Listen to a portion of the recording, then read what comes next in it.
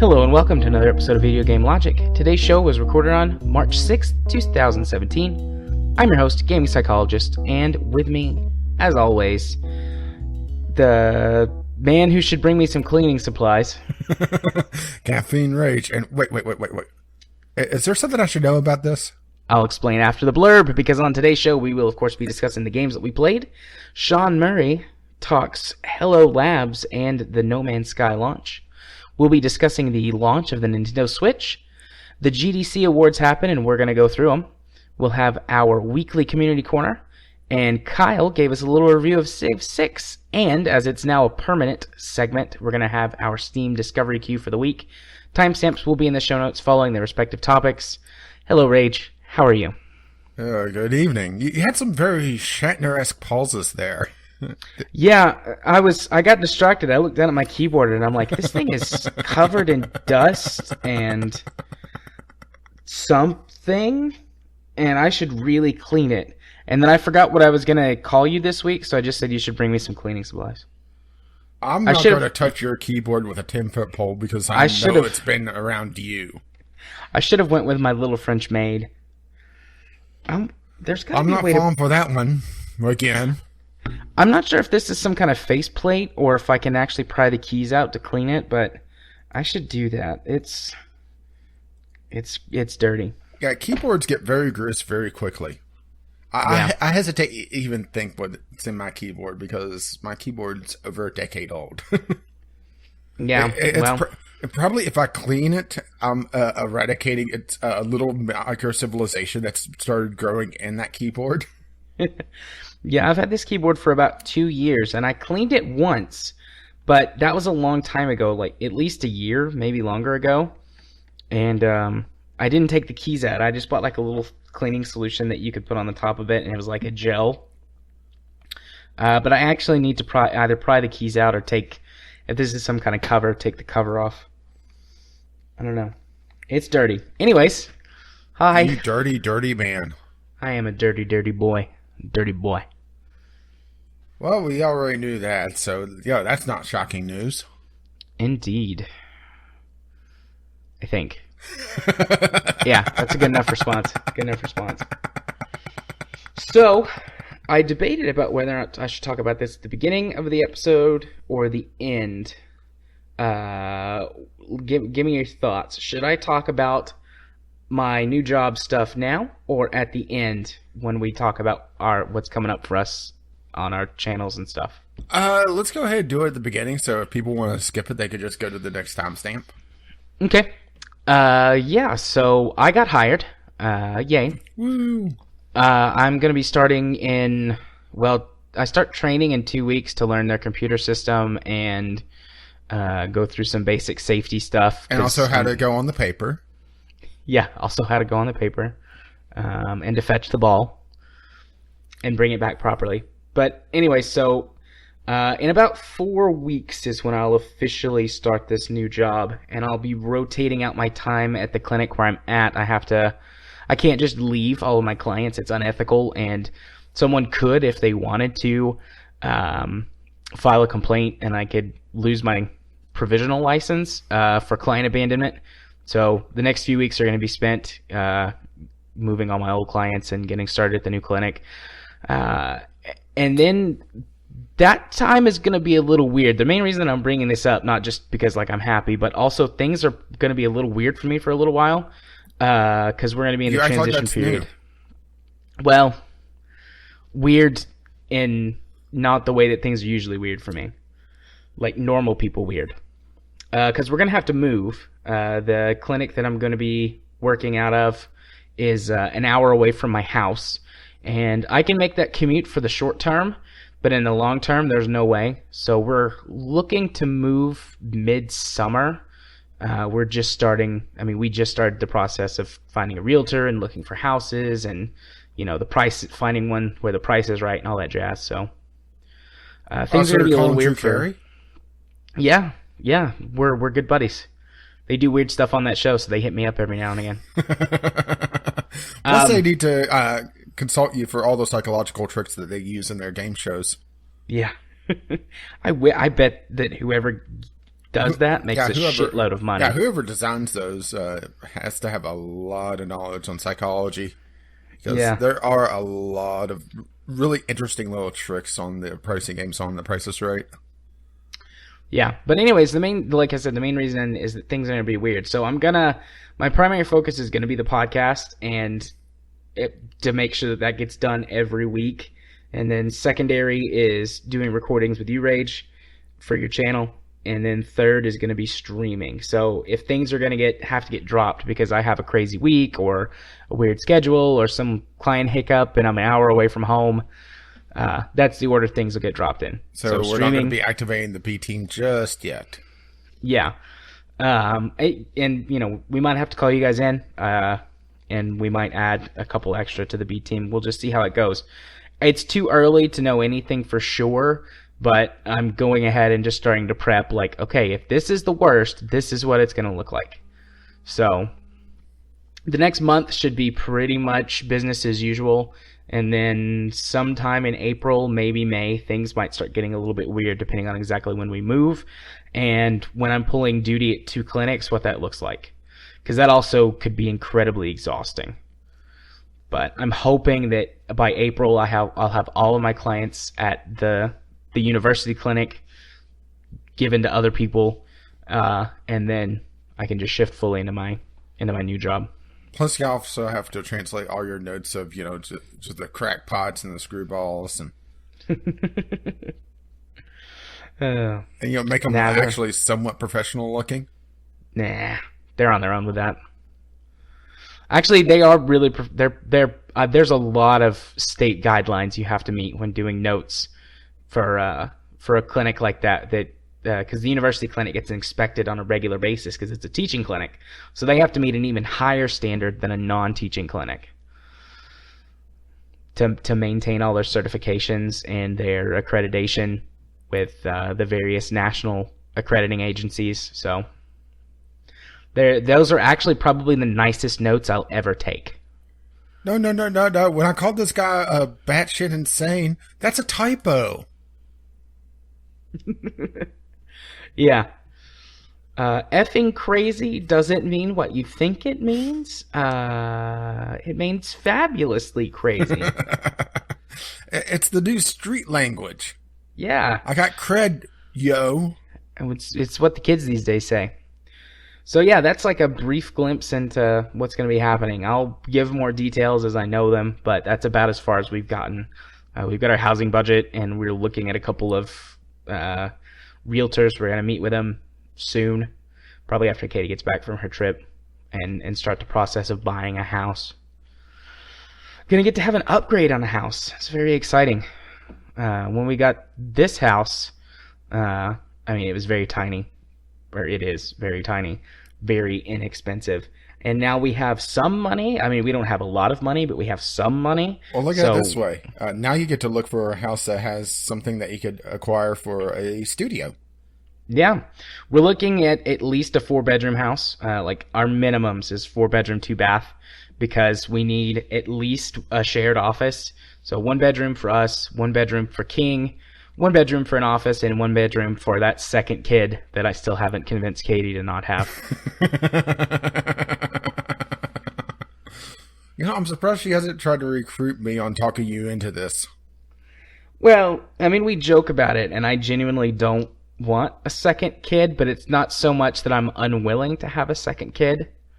We've actually seriously talked about going the adoption route, just to skip the baby phase, which I hate. I hate babies. Absolutely hate babies. They're terrible. And that's the worst part of it for me. It's like the first year. But we talked about going the adoption route, but adopting is so freaking expensive. It's stupid. It's so stupid that adoption is expensive. But regardless, we're looking at a 4-bedroom, 2-bath house, 2-bathroom house, where the area that we're looking to move into, you can actually find some houses like that surprisingly cheap, like $100,000 or so for a 4-bedroom, 2-bathroom house that doesn't look like it's ready to fall apart. For anybody who wants to look up where we're going, Dayton, Tennessee. Actually, we might move to Cleveland if we can find a house for the right price. But after just like some very preliminary scouting, I think Dayton is going to be the better Why place. would you go to Ohio if you're wanting to shorten your commute? Dayton, Tennessee. Famous for the court that did the Scopes monkey trial back in the 20s. And a very tiny college there.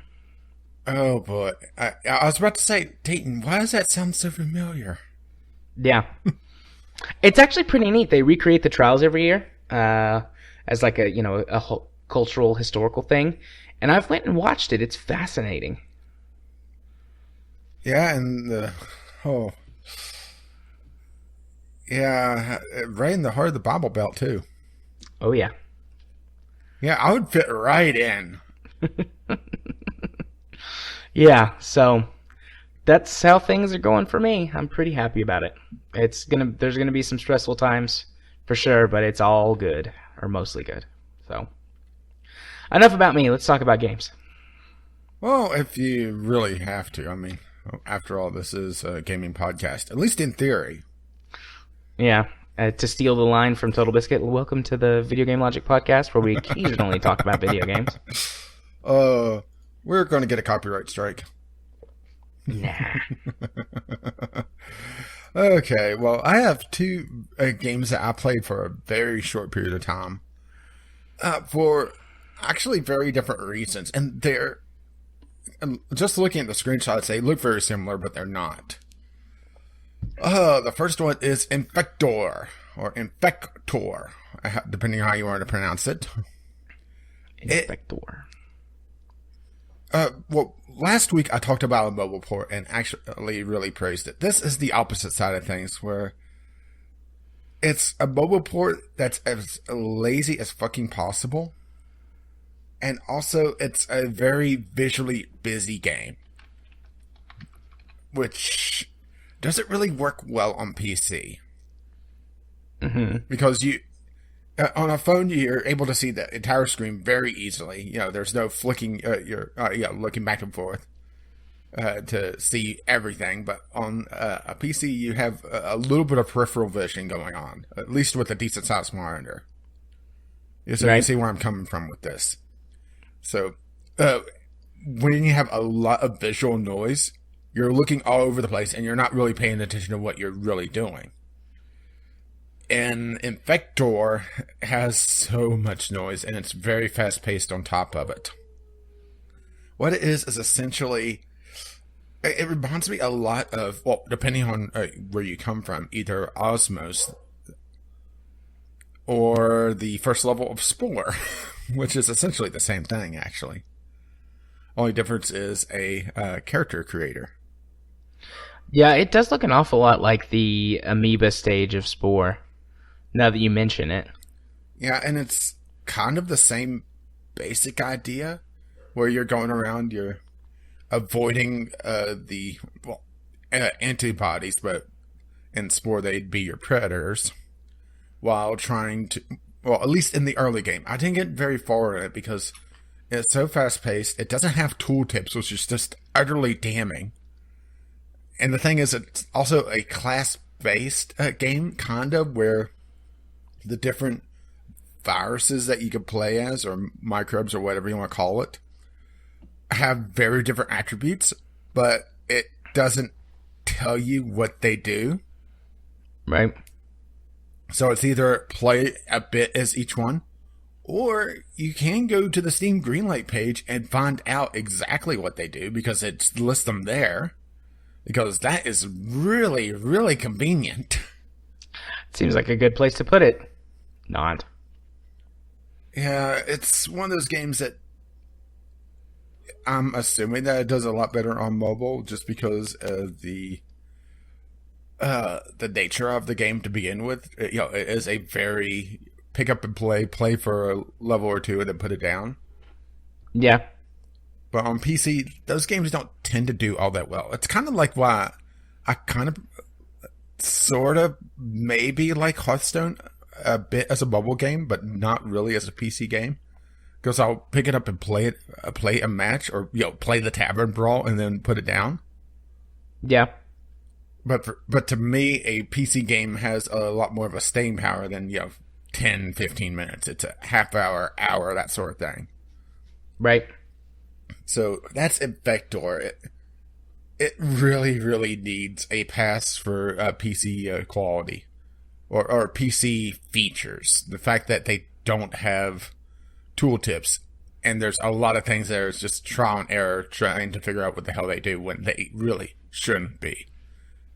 I should be able to figure out, or you should be able to tell me, I should say, what I'm paying to unlock with the research points that you get. They're called something in the game, and I didn't really pay enough attention to remember what they are because, like I said, it's a very noisy game, so there's so much going on that's a little hard to pay attention to exactly what they were calling different things. But it's research points, essentially. You pick up a few at each level, and you get a few for winning the level. Right. And for the first 5 levels, you only get something like 30, and the research items you get that you can unlock are 500 and 1,000 research points, but they don't tell you what they are. You just have to kind of try to guess from the icon. Just terrible. That doesn't really have a lot of usability, is what I'm saying. Right. So let's go to the other one that's pure utilitarian that absolutely drove me insane because of the music on it. Oh. And that would be Energia? Energia? I think. Well, let's just put it this way. This is a single developer game made by a programmer, and you could really tell by its art style. It's very, very basic, and he doesn't try to polish it at all. And there's a lot of weird things about it. One, option menus. Fuck you. We don't need option menus. You want to play in windowed mode? I'm blanking on the name of the game. There was a Flash-based game that this is essentially the idea of, where you have a power node and you connect, and you're running the power grid essentially for a tower defense game. And there's a version of it on Steam that, you know what I'm talking about, right? Where you're pushing back the kind of the encroaching creep. Evo Pollution? No. I don't think it's that. Oh, I should have looked this up because it's going to bug me now. I'll try to type and talk at the same time. This is a very, very utilitarian game, but the thing is that what drove me absolutely insane about it was the music on it, because it had predominantly 3 notes. It was essentially the same 3 notes over and over and over again. It was kind of like Chinese water torture. It's not so bad at first, and after about 15 minutes, you're crying and wanting your mommy. Okay. It's about like that. And that's a real shame, because gameplay-wise, it was pretty good. They threw a lot of interesting things in very quickly. On the 3rd level, I think it was. What it is I should say what it is first. It is essentially a tower defense game where it's all base building, and you're running the power grid between different nodes. You have your home node, which you have to protect.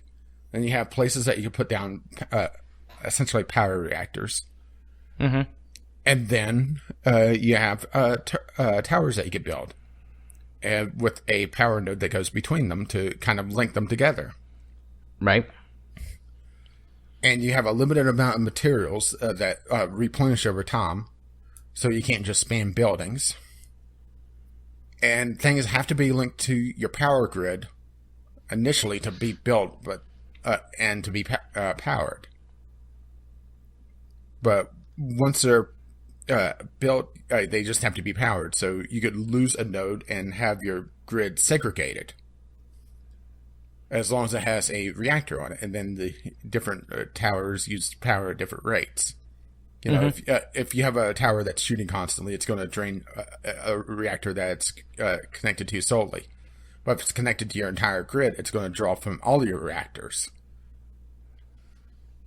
And they do a lot of interesting things with it. In the third level, they have it where you put down your initial towers to build your initial reactors. And then the sections of the level start rotating. So you have to deal with this rotating, almost like a dual turntable like scenario as enemies come in from the sides. It's really, really fascinating. And I could get past the really, really crappy art style. I could get past the fact that, okay, it's locked at 50 FPS for some reason. Don't ask me why, but it's one of those things that you could tell that it's built by a programmer to run a specific way and no way other. To give you an idea, if you click on the buttons to build units, it says, use the hotkeys or faster. It won't allow you to actually click on the button. It just prompts you to use the hotkey. Right. And also, I'm looking something up. Sorry. The English is a bit iffy. I'm not sure where this guy's from, but he's either, purposely making his English not all that great, or English is his second language, which is kind of my bet. Yeah, well, Energia is, and that is how you pronounce it, is Italian. It's the Italian word for energy. That seems pretty straightforward. So I'm currently trying to find what the standard hertz or monitor refresh rate is for my Italy. bet would be 50. It probably is. But, so. Yeah, it's just English is probably a second language. Yeah, it was just in the few levels that I played, because I realized that I would have been driven absolutely bonkers by this game, because to do a video proper on it, I would have had to have the music in it and comment on it. And playing the game for 15 or 20 minutes while trying to ignore the music would have just drove me just completely crazy. Right, yeah. Which was a shame, because I actually liked the gameplay of it. Like I said, I could get past ugly in games as long as it kind of makes sense. And I could understand that this is a programmer making a game and not, someone that's trying to really polish the art. Granted, if he gave it an art pass where he spent a little bit more time on the art, because it looked like all the art assets were put together in 5 minutes. I mean, all the art assets. Yeah.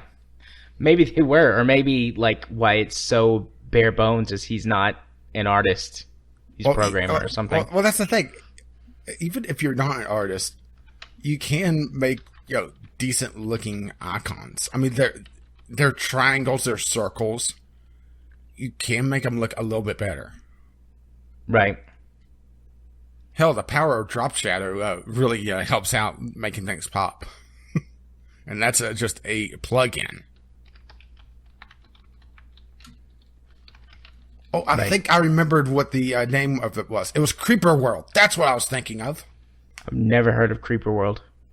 Well, take a look at a screenshot of Creeper World and tell me that this isn't at least taking inspiration from it. Creeper World. Look up Creeper World 3. I think that's actually the one on Steam.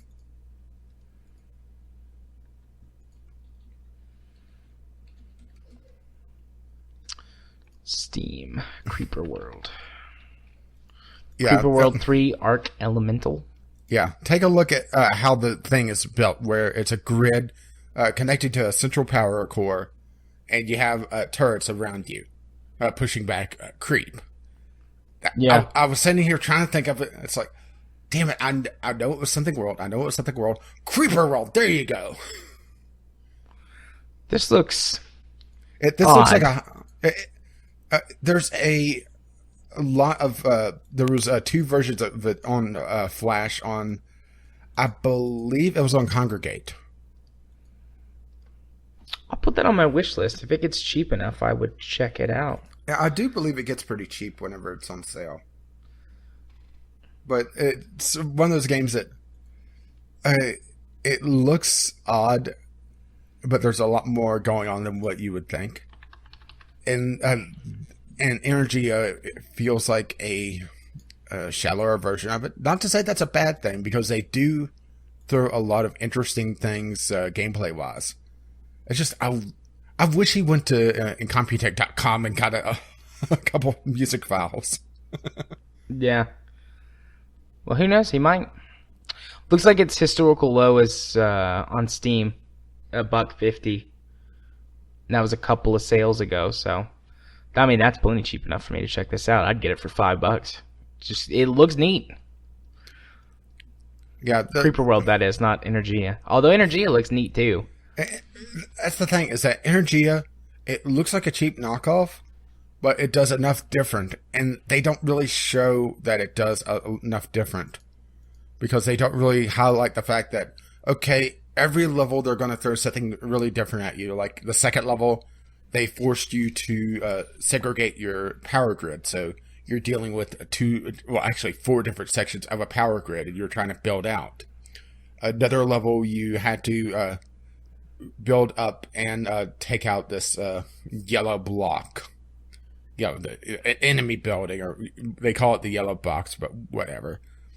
But around it are enemy spawners, and you have to try to fight them off at the same time. And there are also the enemy spawners, which can be killed, by the way, are protecting extra reactor points. And the reactors can only be built on these, essentially, reactor points. So let's just call them geyser points or whatever, you know, some sort of place where only the energy can be generated there. Okay. Trying to think of what else they did in just the handful of levels that I played. It's a game that there should be an option to mute the volume or mute the music, and there isn't. You have to go through the Windows mixer. Oh, fun. Yeah. Does it have other sound effects? It's just the music. It does have other sound effects, but they're very, very basic. And I'm pretty sure that he made them himself, because they're very, like I said, very basic. He could spend an afternoon going to a royalty-free music site, grabbing a couple soundtracks there, and maybe go to Freesound and get a couple sound effects. And he would make his game so much better. It's just presentation. The gameplay is there. Presentation sucks. Right. And unfortunately, this is a visual medium. This is an audio medium. So those points really do matter. And if you make your game to the point where it's ear rape, it's going to turn people off. Right. And I'm actually shocked I'm talking about this for this long. Yeah. I mean, you've pretty much sold me on the game except for the music.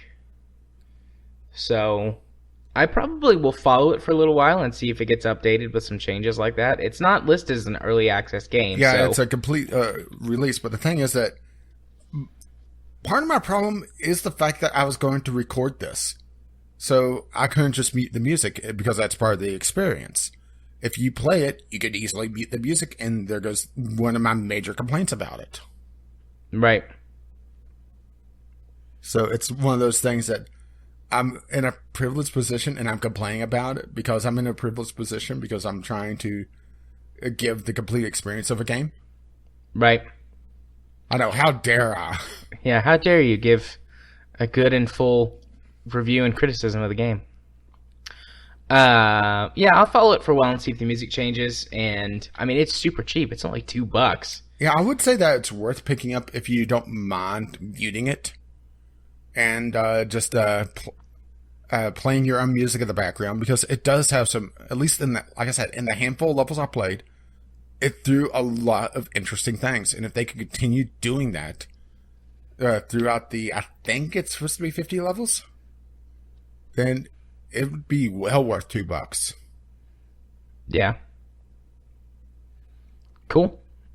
All right. So what else you play? Boy, it's really weird that I bash a game for that long and I'm selling it.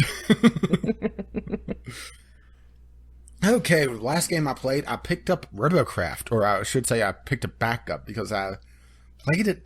I want to say something like 2 years ago. I played it when it was in very early alpha, Yeah, as did I. and it's Boys, it come a long way. yeah, it's recently went to full beta, and I went into it because I got a code from Rock Paper Shotgun for a few crates, and they went to a crate system, a keyless crate system, I might add, for their block drops, and it's interesting. The thing is that they're selling their premium, and what it does is it doubles the amount of things you get out of the crate. So that's where they're making their money on that. And premium also gives a few other features like, well, let's put it this way: they would sell you on premium almost instantly for one thing. What? With premium, you can paint your robots pink. Oh, maybe. Maybe. But the thing is that their premium is essentially a subscription fee. You could buy it for a day or a week or a month. But they do have a lifetime premium thing, but that is $40. And to me, that's quite a bit. Actually, I think the 40 is a discounted price right now. Yeah, it's 20% off right now at $40. I mean, that's not too bad. I mean, that's basically the price of a retail game if you really like it.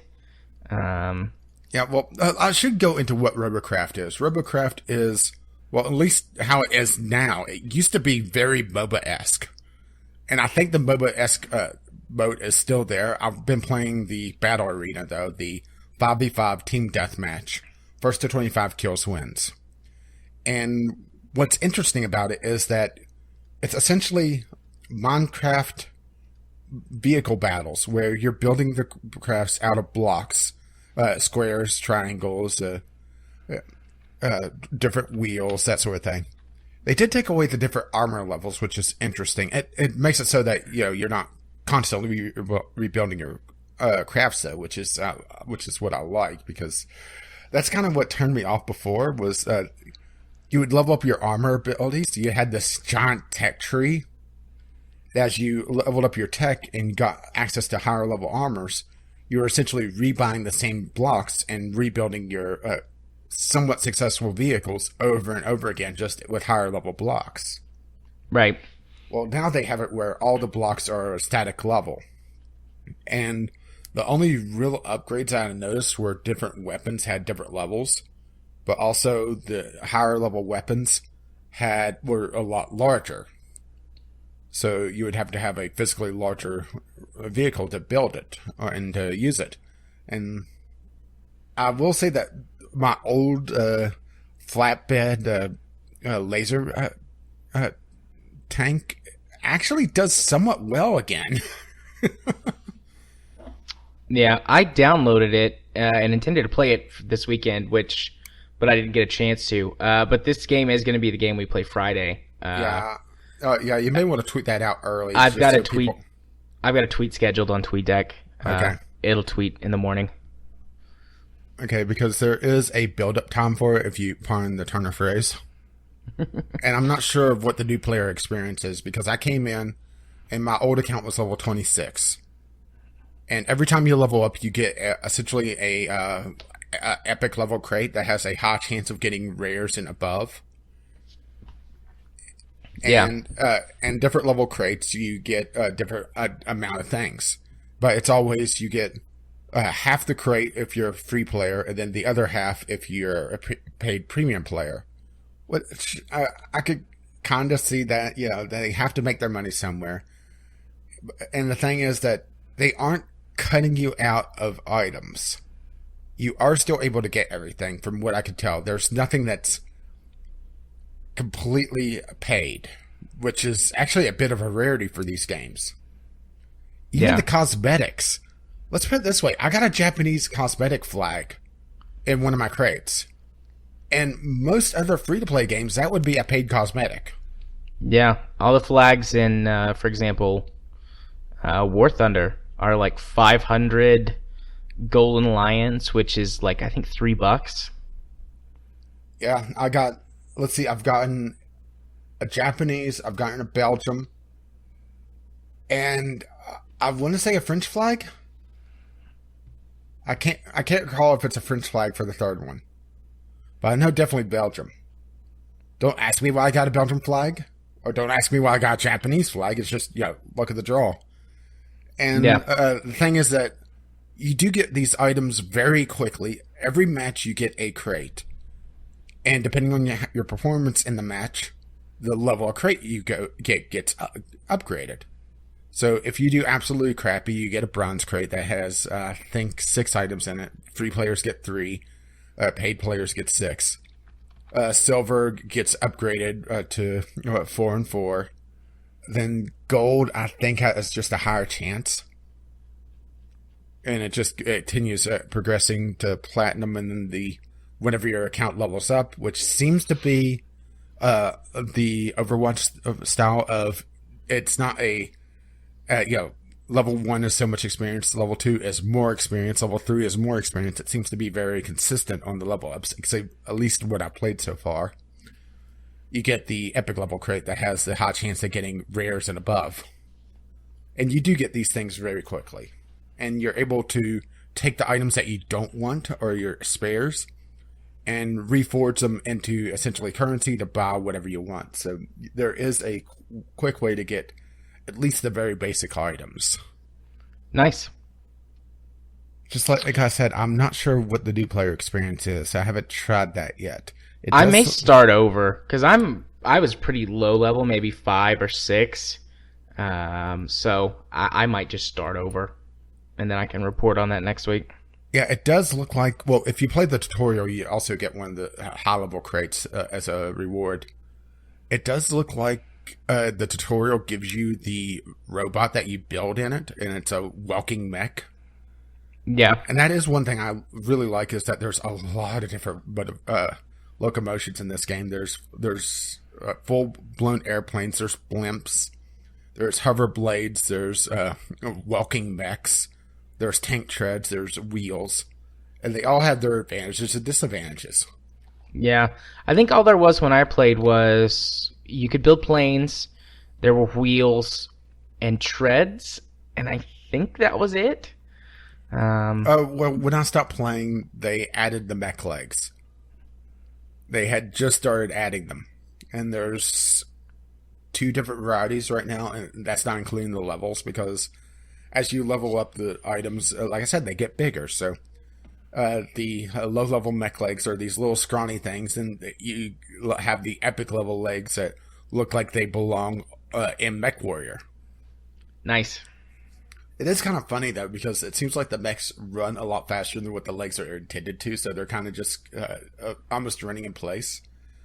But it is in a beta state right now, and everything is getting balanced still. Probably my biggest complaint about the game is that it is so dependent on the skill of your other players. More so than I would say a lot of other games. If you get a player that came in with an absolutely crap bot, at least on the team battle thing, you are in a lot of trouble. I lost a few matches just because someone came in with a bot that was just absolutely useless, you know? Yeah. Or, they didn't test it and it didn't perform like they were expecting it to. I saw one guy that had his blimp flip because he had it too top heavy. Fun. I mean, why didn't you go test it? There is a testing mode where you're able to drive around and shoot at targets. I know, that's what I'm saying. Why didn't he test it? He would have known that it would flip over. Yeah, I guess. Plus, that's a loading screen. Yeah.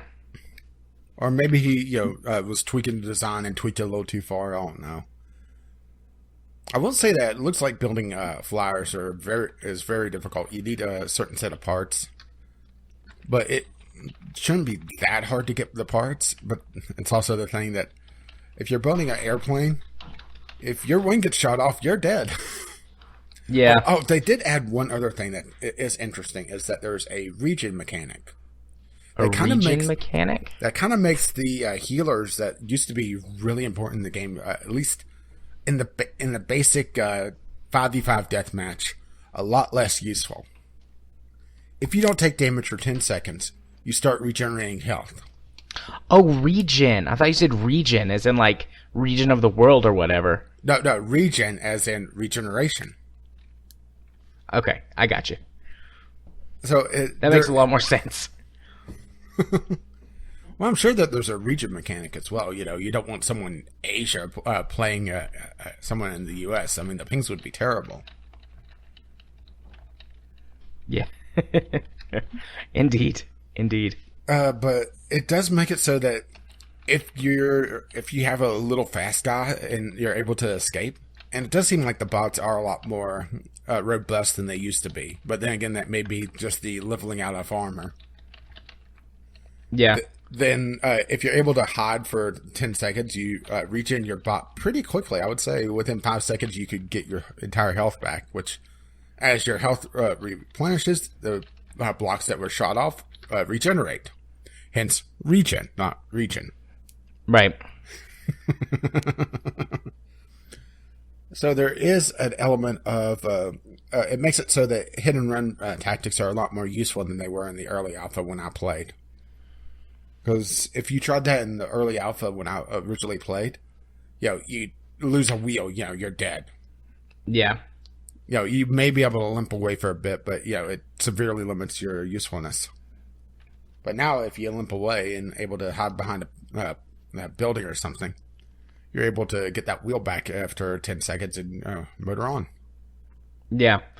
Used to, I would... basically every design I made looked similar to the Striker, which is the U.S. Army's sort of combat-ready APC, which has got like armor cages and stuff that surround the wheels. That way you could survive getting shot at and run away because your wheels wouldn't get shot off. Yeah. At least not immediately. You bought yourself an extra 10 or 15 seconds. Yeah, granted, my bot has an armored skirt around it, around its wheels. But it's also very flat. Yeah. But it's flat, but it has 3 levels of guns on it, so it's able to dish out a fair amount of damage, actually. And it's really good against flying enemies because, tilt up and, all those guns come to bear. Right. I was actually surprised at how well it does in the current meta. But it is also a beta, so, things can change, and they have multiple times. I'm actually also a little shocked at just how popular the game is still. Usually these games kind of just fall off after a while. Yeah.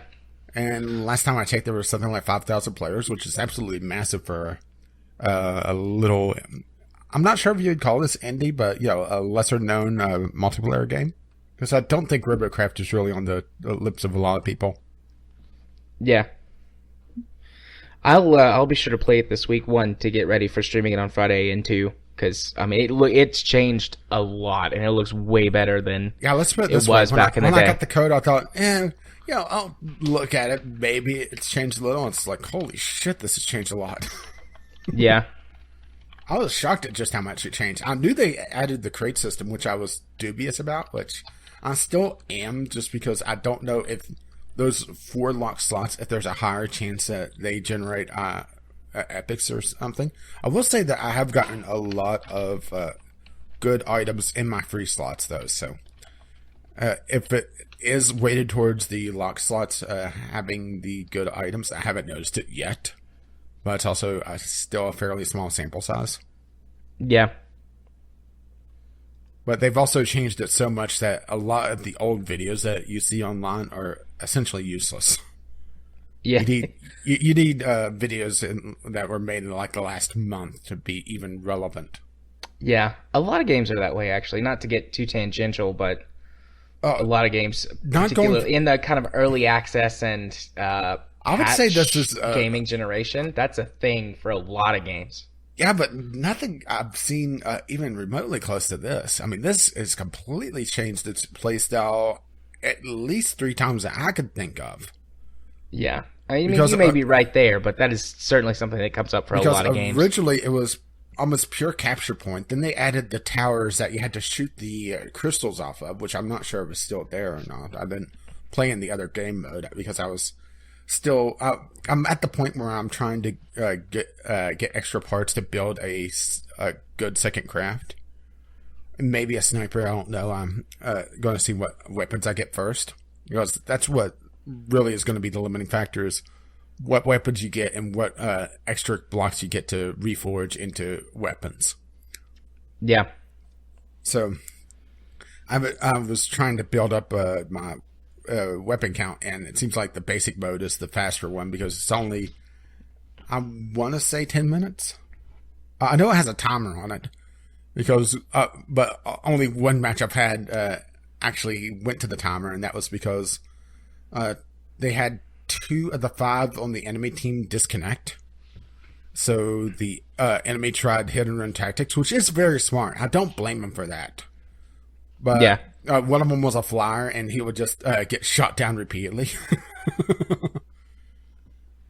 And that's, like I said, that's where the individual skill really is important, and the individual bots is really important, because if you have someone that just dies really easily, that they built a very small, very fragile thing, they're just going to make it so that you lose. There's no way really around it. So that's where it can be a bit frustrating. But I would imagine that's a lot better with a fixed group. People that go in complimenting each other. Right. Or even that run a similar design. That is pretty good. Right. Okay. Is that all for Robocraft for now, at least? Yeah, I think so. I guess we'll see Friday what you think of it. Right. Awesome. Well, that means it's time for my games. But before that, we need to take a break. Katie just got home. Uh-oh. She went to go hang out with some friends and did some time grocery for that shopping. Second kid. See you in 5. She did some grocery shopping that I went and forgot about, so she needs to bring in the groceries. So let's just take a quick break, and I'm gonna go help her. All right. Well, I'm gonna go get my last coffee.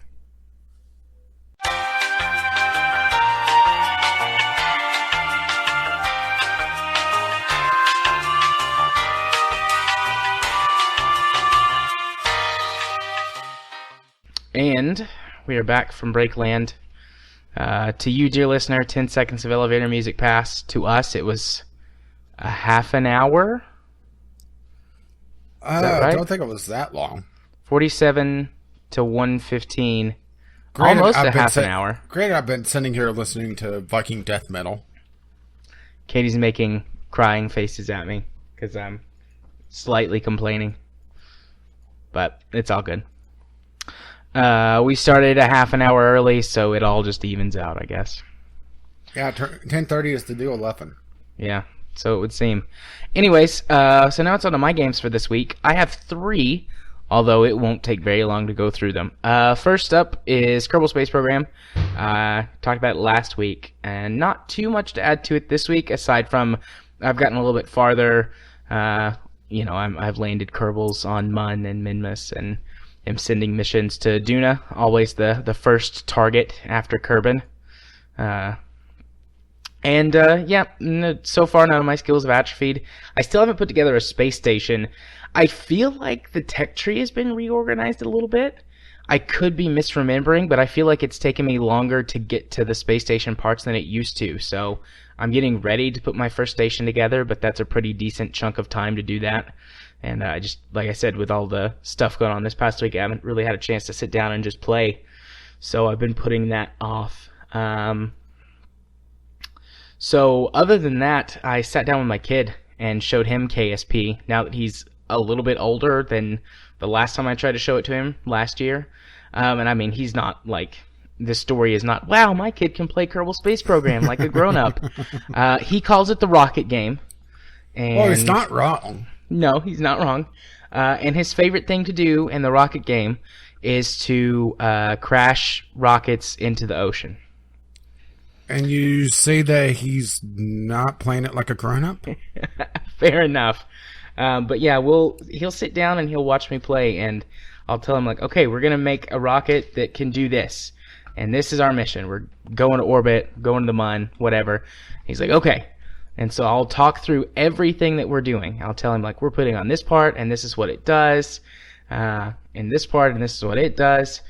And this is what we jettison, and it hits further down the rocket and causes it to explode. Yeah. So I forgot a parachute for the pod. Well, I caught it just before I went to launch. I was like, oh, I should probably put a parachute on so it doesn't crash. And he goes, that's a good idea, Daddy. Yes, son, it is. But then we go to launch the rocket, and I'm explaining stuff to him.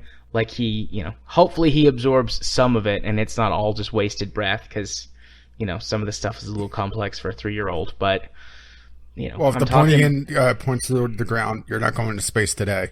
Yeah. So I'm like talking him through things. I'm like, okay, when we launch, we're going to do this, and that's going to take us out over the ocean. And he goes, the ocean? Yeah. I want to crash into the ocean. So, of course, I have to crash into the ocean for him a few times. And then we... Poor Jeb. Then we tried to make a submarine, and that didn't go so well. And then he lost interest in the game because that took like an hour. And that's about as big as his attention span is. But yeah, so that's the rocket game, and he likes to crash things into the ocean. We went into space. I was launching some new communication satellites, and we went to space and we launched the satellites, and he was really impressed with space, and he was like, "That's so cool." And then immediately, can we crash into the ocean? No, I'm not going to crash the satellite into the ocean, but we can go build a plane or something and crash that into the ocean. So we had fun. No, now you need to show them how you crash on the moon. Now we're going to try to land on the moon. Boom! Yeah, I did do that, actually. I crashed on the moon. Intentionally or unintentionally? Unintentionally. I misread Kerbal Engineer, and I did not give myself enough TWR. Whoops. So I couldn't slow down, and I slammed into the mun, going really fast. But I've got Kerbal respawns turned on, so Jeb came back after a couple hours. Yeah, Jeb just crawls out of the wreckage, starts up his jetpack, and just starts the long process back home. Yeah. Oh. Actually, I saw a comic explain that's how Kerbals respawn. They just give the orange suits a good enough jetpack to get back home. Yeah. I did actually go poke around in the options menu because I started a career mode game just to check out the career mode as well, and I didn't get very far because, not enough time to play. But in the advanced options, which I assume it's in all the modes, but I just noticed it in career, you can mess with the transmission settings and set it where that, for example, if your probe isn't connected, you can't control it, and you can disable all of the extra comm locations on Kerbin. So you only have the Space Center and your comm satellites as opposed to the extra places on the ground. So that's pretty neat. Yeah, my problem with that is that's a very remote tech option, but they don't have the flight computer that remote tech has, at least as far as I know. And the thing with remote tech is that if your probe has to do a maneuver while it's outside of communication range, you could program it to do the maneuver by itself. You can just sit there and watch it do everything. You can't do that in the base game, as far as I know. They may have changed that, but it's got 3 options. 2 of them are pretty self-explanatory. I'm not sure what the third option is. So there's full control when not connected to the comm network. There's no control when not connected to the comm network, and then there's partial control. And I don't know what partial control does. Well, it makes it so you can only partially control. Well, yeah, obviously, but like what? Can you activate parts? Can you only pilot? What? If memory serves, you can't use the throttle. You can't do altitude rotation, but you can enable and disable antennas and solar panels and that sort of thing. If memory serves me correctly, I remember reading about that. That would make sense because it's like the default action of the probe would be to extend the antenna so that it can contact the Space Center. Yeah, it's pretty much just anything except for direct flight controls, right? Your throttle and your maneuvers. Right. If it's what I think it is. I mean, I could be wrong on that. I'll have to test it. I might do that this week. I don't know. One thing I do like is that there's the occlusion for the base game's remote tech, where if you're close to the mun will block signals. But if you're at Duna, the mun won't block signals. Right. I really like that because in remote tech, at least it used to be, I imagine that they're using the base game system now, or at least I would hope so. It was all essentially a laser beam. If you were even partly blocked, that little speck of dust in the distance as mun would completely block your signal, and that's not realistic. Right. Yeah, I'm playing with, because you can mess with the settings, man. You can turn it off, on. You can change the sensitivity of it. But I mean, it doesn't really matter for me because I have this thing where I just like comm satellites. So I've got way too many. I've got 4 around Kerbin. Have you adapted to my play style where the spent rocket stages become an extra satellite? Yeah, I actually started doing that. I've got 4 around the mun, or not around mun. I've got 4 around Kerbin. I've got 3 around the mun. I've got 2 around Minmus. I've got 1 that's on the very edge of Kerbin's SOI. And a partridge and a pear tree. I've got like 6 now, just orbiting the sun. I mean, granted, it doesn't make for pretty comm networks, but it makes for redundancy. Exactly. I'd rather it have super redundancy as opposed to just being like perfect. And like, I mean, they're not in like geosynchronous orbit or anything like that. That's too much effort. Yeah, generally what I would do with my comm networks, granted, I haven't played since they put in the base game comm network. Yeah. So everything was based around trying to set up a comm network with direct communication to the KSC, and I had to have line of sight with the KSC with the satellite. There was none in this, extra site business. I'd put one satellite in geosynchronous orbit directly above the KSC and build everything around that one satellite. Yeah, I went, because you can go and you can modify the options in-game. I actually went and turned off all of the extra comm sites so that I only have the KSC. And if you cover it with 4 satellites that are roughly evenly spaced apart, you always have at least one satellite that is within line of sight of the Space Center. And then the other satellites can talk to each other. Well, if you're in geosynchronous orbit, you're able to get it with 3, but there's less margin for error. Yeah. At least with remote tech. I should say that I haven't played with the base games version of remote tech. With remote tech and the proper antennas, you can do it with 3, but the thing is that the little antenna that you get slapped on the side of the rocket and it doesn't break, the remote tech version of it, it cannot communicate to a satellite in geosynchronous orbit. So what I would do is usually have my geosynchronous inner circle, and then I'd have a couple of satellites just skimming just above the atmosphere for those rovers that have the antennas that I don't want to snap off, because I would build essentially 2 classes of rover. I would have my little slow crawlers that would gather science eventually, and then I'd have, I called it the Roadrunner. Even though, it's a little bit of a misnomer because there's no such thing as roads in Kerbin. Right. But I was using airplane parts, and I was using the electric propellers from one of the airplane packs. Yeah. And I made essentially an airboat. Nice. It had just a airplane fuselage, a couple nose cones on either end, just to make it look pretty. The standoff long landing gear, and an electric propeller on the back, and it was lined with the static solar panels and a couple batteries. And that actually was a very effective rover. Moved like a bat out of hell as well, because that electric propeller was damn overpowered for something that sized and that weight. Mm-hmm. So yeah, that's it for KSP for me for this week. Next week, I'll probably have a couple of stories and some weird stuff, because I'm gonna, like I've said a bunch of times with Katie being gone, I am gonna play a bunch of games. Yeah, weird stuff when Katie's not around? Nah.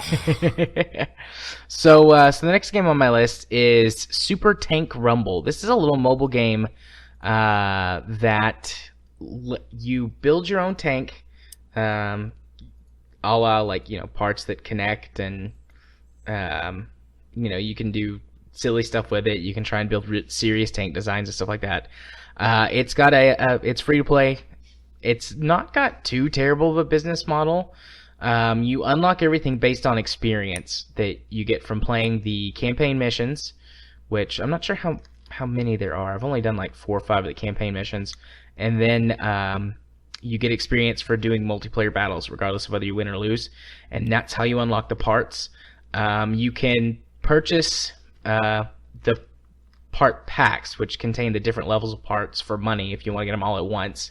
And then you can purchase ad removal, which I think is $2.99. And then you can purchase cosmetics. So you can... I guess you can buy, now that I think about it, I guess you can buy power, but your tank gets a level. So based on the parts that you have on your tank, it groups you into your level. So technically you could buy power, but if you build a really strong tank... pay to skip. Yeah, it's pay to skip. Pay to skip. The campaign is pretty good. It pits you against, so far, just various different types of tanks. I mean, the campaign is really more of a training mode. This looks interesting. It's kind of funny how I had a building game with battle, and you have a building game with battle. Yeah. It's a cute little game. I do have one problem with it, though. The controls for the tank are terrible. Oh, boy. It's got 2 buttons on the screen. I mean, touch screen. And one of the, or 2 sets of buttons, and one of the sets of buttons controls the turret, and one of the sets of the buttons controls the tank. Now, you only are on a 2D field, so basically you go forwards or backwards. And that's not too bad by itself, and controlling the turret is not too bad by itself, which the controls basically change the elevation of your turret so that it shoots farther. But trying to do both of them at the same time is actually kind of difficult, because of course the other tank is moving around and shooting you, and then there are a few little enemies that come out, and you get little allies too, like they're little soldiers, and then there's like a little technical truck that comes out sometimes, and they help you in battle, or the other team, they try and do extra damage to you. So trying to maneuver around with and doing that and shooting at the same time is difficult. So it's definitely not a game that would have been... it's something that could use a controller support. Yeah. It does have auto drive. You could set auto drive, and your tank basically just randomly drives backwards and forwards, which makes it a little bit easier, but it's not intelligent. It's literally just, I'll drive a little bit backwards and then a little bit forwards. Back a bit, forward. And it kind of randomizes how far it drives each time so that you don't get stuck in a pattern, but I mean, it's not intelligent, so it doesn't try and dodge enemy tank shells or anything like that. So it's really more beneficial for you to control the tank, because you can actively dodge shells, because they move slow enough that you can dodge them if you're far enough away when they shoot at you. I mean, if you're right next to them, you're going to get hit, but it's a cute, fun little game. I don't know if I'll keep playing it just because the controls are frustrating. I do wonder if it does have controller support, because that would be interesting. It might. I don't know, but if it did, I don't have a... Actually, the Wii U Pro Controller is Bluetooth. I've got a Wii U Pro Controller. A DualShock controller. Yeah. That would actually really help, because, I mean, if you honestly could just use 2 joysticks to control, or 1 joystick would do it, the movement of the tank and the gun, then it would be easy breezy. Or the other thing is you can get those stick-on joysticks that work on the touchpad. Have you seen those? No. They look terrible. I've seen a couple of them. But, yeah, it's a cute little game. Cute game. Yeah, but bad controls, tanks, but no tanks. I see what you did there. Nice. The other game I played this week is Turret Fusion. This is an idle game, but instead of it being based around like clicking or something like that, kind of the gimmick for this game is you are given turrets every few seconds at the base level, and you drag the turrets together to form new combinations of turrets. And as you level up the turrets, you move up in levels eventually to space, and you're defending the Earth from aliens. So as you level up, eventually you get to the end and beat it. But it's got a very shallow but still kind of cute sci-fi story that goes with it. Like, these aliens attack the planet, and you're the general in charge of defending the Earth. And you're also like some kind of super genius who can like magically duct tape 2 turrets together to make a bigger one or something. That part's never really explained. They're just like, you're the only one who can save us because you're the only one who can do this. And you have the magic duct tape. And then when you get to the end, it's got a reason why everything resets, because it's, obviously an endless clicker sort of game. I mean, it's fun, for killing like a couple of minutes.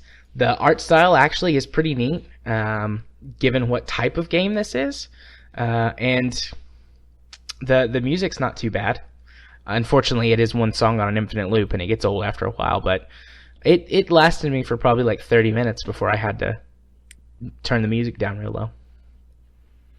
Well, look at it this way. You lasted a lot longer than I did with that one game. True. And it also has a good pay model.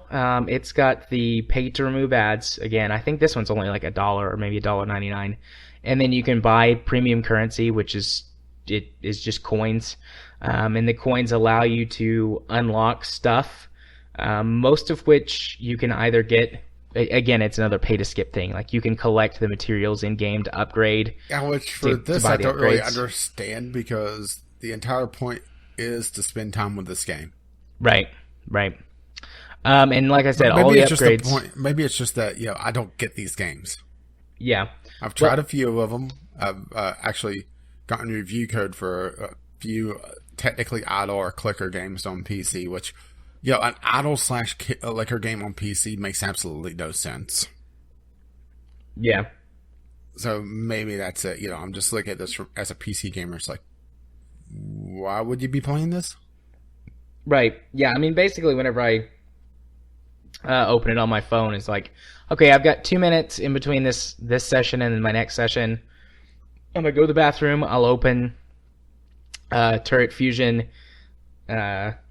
So that's what the kids are calling it these days. Yeah. I'll open Turret Fusion. I'm going to go have a Turret Fusion. And then, put it down. I just opened it now, actually, to check to make sure there's nothing else you can buy. You get a certain amount of the premium currency every day regardless. And you can upgrade that using in-game points. But eventually you hit a point where it says if you want to increase your premium currency, like your daily premium currency, you can pay $1 for that. Now the question is, would you buy that for $1? I'd buy that for $1. I probably would, actually. I might, because I've enjoyed the little bit of downtime that this game provides for the last few days. So I might give him $1. It's worth $1. But yeah, so that's a cute little game. Those are all the games that I played this week. Literally, that's all the games I played this week.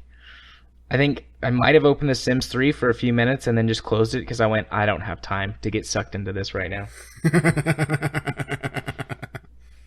Well, that's not all I played, but playing like 4 or 5 hours of RimWorld recording. Can't really talk about that. Right. I did play a little bit of Hearthstone, mostly just the Tavern Brawl. I mean, that's pretty much the best part of Hearthstone any day, anyways. Now, unless you've kept up with the meta and all the card releases. One normal mode match, and I beat the guy with the very last card in my deck. Nice. I got him down to 2 health. He thought he had me. It was a mage, and I was playing a paladin, and he was just pinging down everything I had.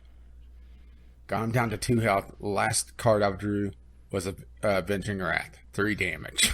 We should, if you're playing Hearthstone right now, we should play Hearthstone. We could do some quick recordings of it. Just I have it on my phone. So? And honestly, not something I really enjoy playing outside of just the Tavern Brawl. I played one ranked mode just because I have a quest that gives me a couple packs of I think it's the Gadgetstan expansion. Mm-hmm. If I win 3 matches as a paladin, maybe that's something I could do, is just get you to, lose to me 2 times to get that quest done. I'd do that as long as you promise to play at least one game with me for realsies. Well, considering I have just basic cards, I haven't played Hearthstone in over a year. I don't think. I think I've only played it a couple months after it came out, and that was about it. I don't have any of the expansions. Let's put it this way: the mage I played brought out Cthulhu, and if I didn't have that one card that gave me just enough damage, I was dead. Because Cthulhu wiped my board. Right. And it was, it's like, this is bullshit. Right. Well, let's go ahead and move on from games to our first news topic of the week, which is Sean Murray took Hello Labs and the No Man's Sky launch. Who would fucking buy a game published by Hello Games? Hopefully nobody. Anyone? No? What exactly is Hello Labs? I read this article and I'm not sure I understand. Is Hello Labs a game, or is that the thing that they're talking about with funding projects? That's essentially they're becoming a publisher for games that have a lot of procedural generation and are experimental. Right. Okay. Yeah. Well, I tweeted out, it wasn't in relation to this, but it kind of fits, that procedural generation outside of a few very specific genres is becoming a red flag to me. Yeah. Procedural generation of itself isn't a bad thing, but the thing is that it's used as really filler content, and there's no meat to the on the bones. Right. A procedural generation engine can create, 36 galaxies worth of content. But if they're all just palette swaps, what's the fucking point? Yeah. I think procedural generation is a great tool to be used in the creation of a game. Like, let's say that you want to generate some level textures or some terrain or something. Sure, run it through a procedural generation program that generates, a quintillion square kilometers of land, and then go through and pick out some of the best, most interesting things that the procedural generation engine gives you, and tie them all together and make that your overworld. That makes sense to me. Or for, Minecraft uses a fair bit of procedural generation to generate its world, but, the gist of Minecraft allows for that to be okay.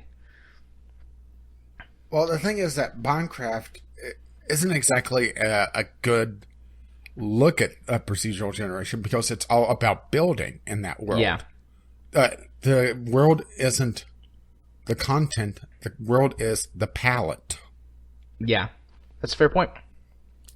It's, let's pick a game almost at random. No Man's Sky. Where could you possibly have chosen that game from, I wonder? I don't know. Hello Games. Or, I guess they're going to go to their Chinese division. Ni hao game. That's racist. They're Japanese. That's racist. Anyways, carry on. Sorry. Actually, that's Japanese. That's racist against the Japanese.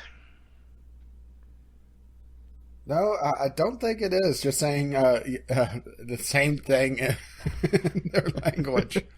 Now, saying that they're going to work themselves to death and sleep at their desks, that's racist. That's true, though.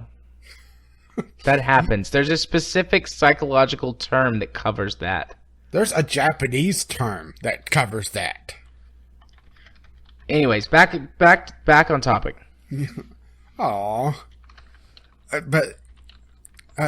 In No Man's Sky, the world is not your palette. The world is the content, and you're exploring really, really bland worlds that you'll see a couple buildings here and there, but there's no real understanding about, okay, where is this outpost here? Why did they abandon it? There's no background. It's just there. And that really is where the shallowness of procedural generation comes through, is that, yes, it makes galaxies worth of content, but there's no context that a human hand would give those buildings, that would give these locations. And that's where it really falls flat. Right. What all else was there to say?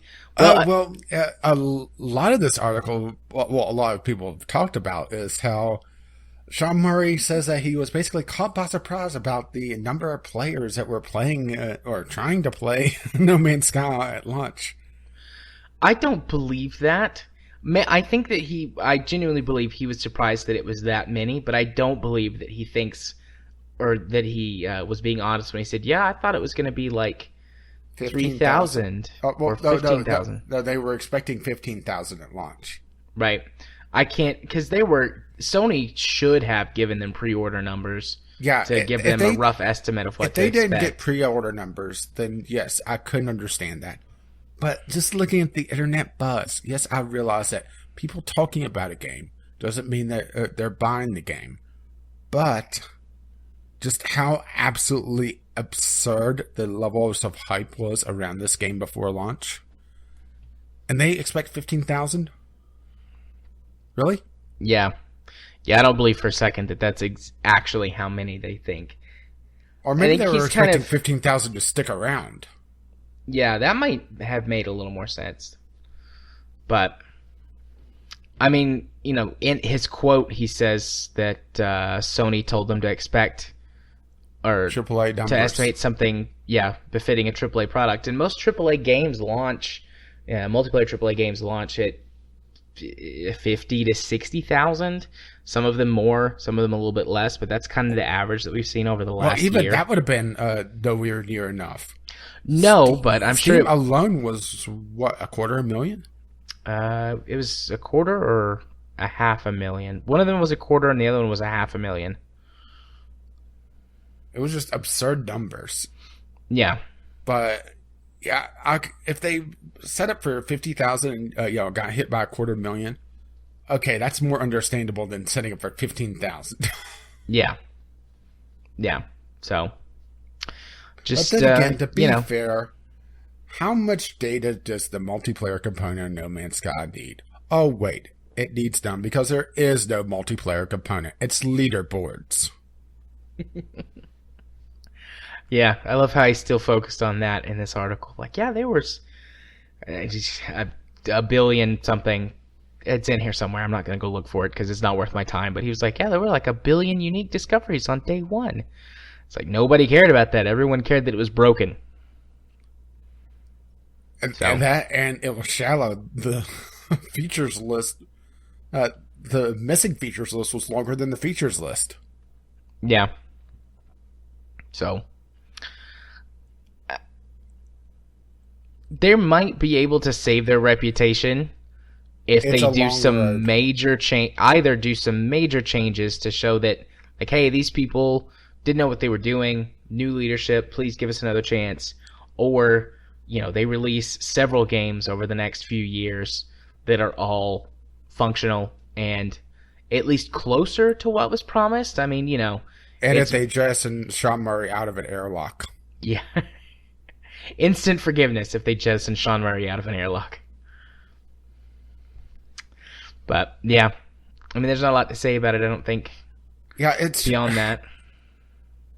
Sean Murray tried to go for the sympathy card here, but honestly, it just kind of fell flat, didn't it? He talked about going home and after programming his little engine and acting like he's this little indie developer while he has Sony behind him. And Sony saying, yeah, expect this to be like a AAA game. I mean, that's the biggest thing to me. That's like, nah, brah. You don't get my sympathy on this. So even Sony's going, yeah, we're treating this like a AAA game. You should too. Yeah, especially with the marketing push behind it and all the interviews. I mean, did he really think he was only going to get 15,000 concurrent players when he was on the Tonight Show talking about this game? Yeah, with Stephen Colbert. I still remember that. Or I do remember that. I love me some Colbert. Yeah, I've actually started watching him. But, so yeah, I don't really have anything else to add to the topic. Yeah, it's just more the utter shock of, really? Yeah. And on both counts, on both No Man's Sky, and this is really the first time that they've talked about anything No Man's Sky in months. Yeah. Because they went complete radio silence for months. Then, they got hacked and had a little blip on the radar. Then they had the Foundation patch, and now they've gone radio silence again. So maybe we'll see the basement patch come up next. Yeah. Then the ground floor, then floor 2. Maybe. Okay. Well, then let's move on to our next news topic, which is we're going to discuss the launch of the Nintendo Switch. Oh, the Nintendo Switch. Maybe it's just the fact that I'm not a Nintendo fanboy, but I'll look at the Switch and think, this shouldn't be out yet. The Nintendo Switch is the second fastest selling Nintendo console, only being beat by the Wii. Actually, from what I saw, the launch day numbers and the launch weekend numbers, it beats the Wii. But that's not really fair because the Wii had a lot of supply issues for about a year, actually. Yeah, I can't remember, though, if the Wii had actual supply issues. Because, I mean, everybody I would say a wanted little Wii. bit of both. Yeah, versus the Nintendo artificial supply issue. Well, the thing is, I think it was partly Nintendo artificial supply issue, which has been their thing for the last several years. All the way back to the Nintendo Wii. Yeah. But also the fact that Nintendo really captured markets that they didn't tap before. The elderly, for example, the very casual gamers. Yeah. They didn't recapture those with the Wii U. Well, part of that, people saw Wii U and thought, well, why would I need a tablet for my Wii? Yeah. So the Switch has had a pretty successful launch, and I haven't heard. But I'm still looking at it and thinking, wow, there's a lot of things here that don't make sense design-wise. That it feels like it's a half-baked console. That this is version 1, and we're going to see version 2 in a year or two. I don't really feel that way about it. It's got a few little issues from what I've seen, but I mean, every new product launched has little issues that are wrong with it. The biggest issue I've seen with it, which supposedly was fixed with a software patch, which increased the power of the Bluetooth transceiver, or the power drop that the Bluetooth transceiver is drawing, is the Bluetooth transceiver and the right Joy-Con is in a weird position, and a person's hand is enough to block the signal, causing delays and disconnects. I've seen a lot of people saying it's the left. Maybe it was the left. A left Joy-Con desync.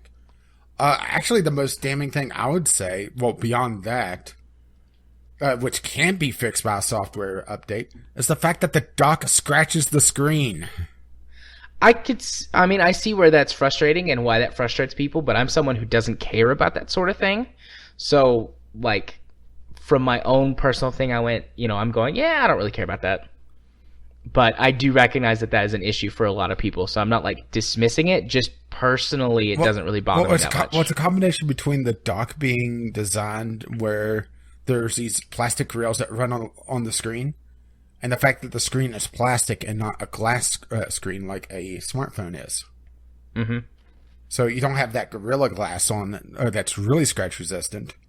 You have this very soft plastic like an LCD monitor. So it's a combination of those two factors that makes it very prone to scratching, and the fact that it's very difficult to get a screen protector to stick to this thing because of the heat it generates. There's been a lot of people talking about screen protectors just peeling off heat from the console, denaturing the adhesive on the screen protector, and the fact that what was it, Dbrand? Yeah, it was Dbrand. Dbrand said that they can't get a vinyl skin to stick to this thing because of the plastic they built it with has a negative reaction with the adhesives on all the prototypes that they did. And they posted some really gnarly looking pictures to the fact that, yeah, it looked like the Switch that they put on, that they took pictures of, looked like it was several years old and was very roughly treated. It looked to me like someone had taken sandpaper and scratched it up or scuffed it up, which is kind of a neat look. But I mean, I do understand that that's the product being torn apart. So I mean, if you're into that sort of thing, great. But for most people, they aren't. Yeah, if you want to weather your Switch very quickly, put a sticker on it. Yeah, I was going to bring that up. It's probably the thing that bothers me the most because, I mean, I would immediately want to put either like a case on it, but given the size of it, if we do wind up purchasing one, given the size of it, a case would make it even bulkier. So, some sort of protector or something like that. But, if it's not going to stick and it's going to destroy the finish on the console itself, that's a little frustrating for me.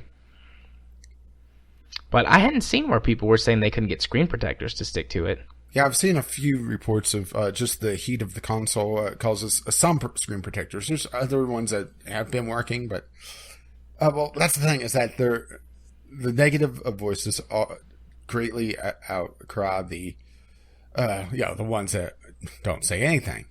Matter of fact, I added one more link on my just cavalcade of links I have here because there's a lot. We're going to be covering a lot of different things. So, of just random, really, really weird things that go wrong with the Switch. Just the graphics are just garbled from the. Well, it looks like honestly a loose connector from the LCD to the motherboard. There's random freezes, crashes, a highlight of the Joy-Cons desyncing, having some ghosting where they're desyncing.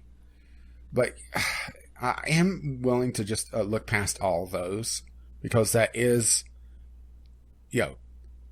a console that is this popular. There are going to be the lemons out there. How many consoles have they shipped already? I haven't seen final numbers yet. Let's do a quick search because I haven't looked.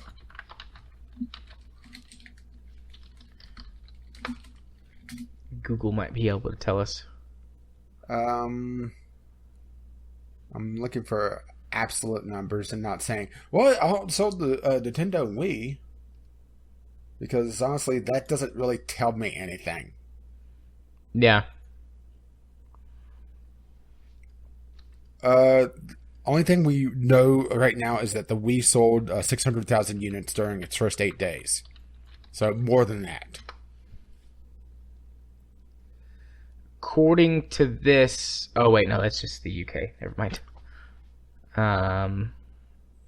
Okay, so if it's more than 600,000 units, what's a 5% fail rate for 600,000? Let me pull up my calculator. Well, a lot. But then you get into Nintendo's policy of a dead pixel, that's a feature. That would be 5% fail ratio of 600,000 is 30,000 units. Yeah, which, a few of those go viral. Well, there you go. Yeah. I mean, I'm not trying to just defend Nintendo, but there is this weird. That's why I'm willing to overlook, the all the videos of the failures. Zelda just not wanting to load up. Which, let's be perfectly honest, I would say a vast majority of the people that have the Switch right now are playing Zelda because that's about the only fucking thing to play on that game or that console. Yeah, and everything that I've heard from people says that 1-2 Switch should have been a pack-in with the game, like Wii Sports or something like that. Yeah, that's pretty much all I've heard about it. It's ludicrous as a $60 title. According to this, there were 1.2 million Switch pre-orders for GameStop alone. So, I mean, not everyone would actually follow through with that purchase, but I would say a pretty safe estimate. There's a million Switches in the U.S. right now. Yeah, I would say that's probably pretty safe. Plus, you've got ones in Europe, Japan. I'm sure that they've sold in other places too, but those are kind of your big markets: the United States, Canada, Europe, and Japan. So yeah, but I think the big thing for me is that the dock scratches the screen, which yes, I realize that it doesn't scratch the screen that's in an important place, but it still makes the console look ugly.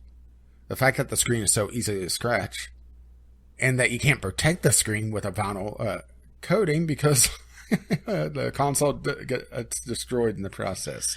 Which is interesting because there are some aspects of the Switch that are incredibly well put together. One of the links is a YouTube video where this guy takes, basically destroys technology to see how well it holds up to punishment. And for example, the buttons are injection molded. So instead of them being painted on, the X goes all the way through the button. So, you'll never have the key wear off or the button, the symbol wear off from use because it's literally a part of the button. Yeah, and he showed how the kickstand is meant to come off without being destroyed. But then he highlights that, it's very easy to lose it because of that. Right. And the SD card slot is right under that. So, you pull out the kickstand to put in a new SD card, you put down the kickstand and you lose it. Yeah. And he points out, that it's actually pretty resistant to damage. I mean, he's using a razor blade to do a lot of damage to it. And he's like, I'm cut into this with a razor blade, but it's actually doing, I'm paraphrasing, doing fairly well. And this is like simulating years of hard wear and tear. About the only part of it that was really weak was the screen. And then... Yeah, but that's a damning failure. I mean, you get scratches all over that screen. It's going to be a lot harder to see anything on it.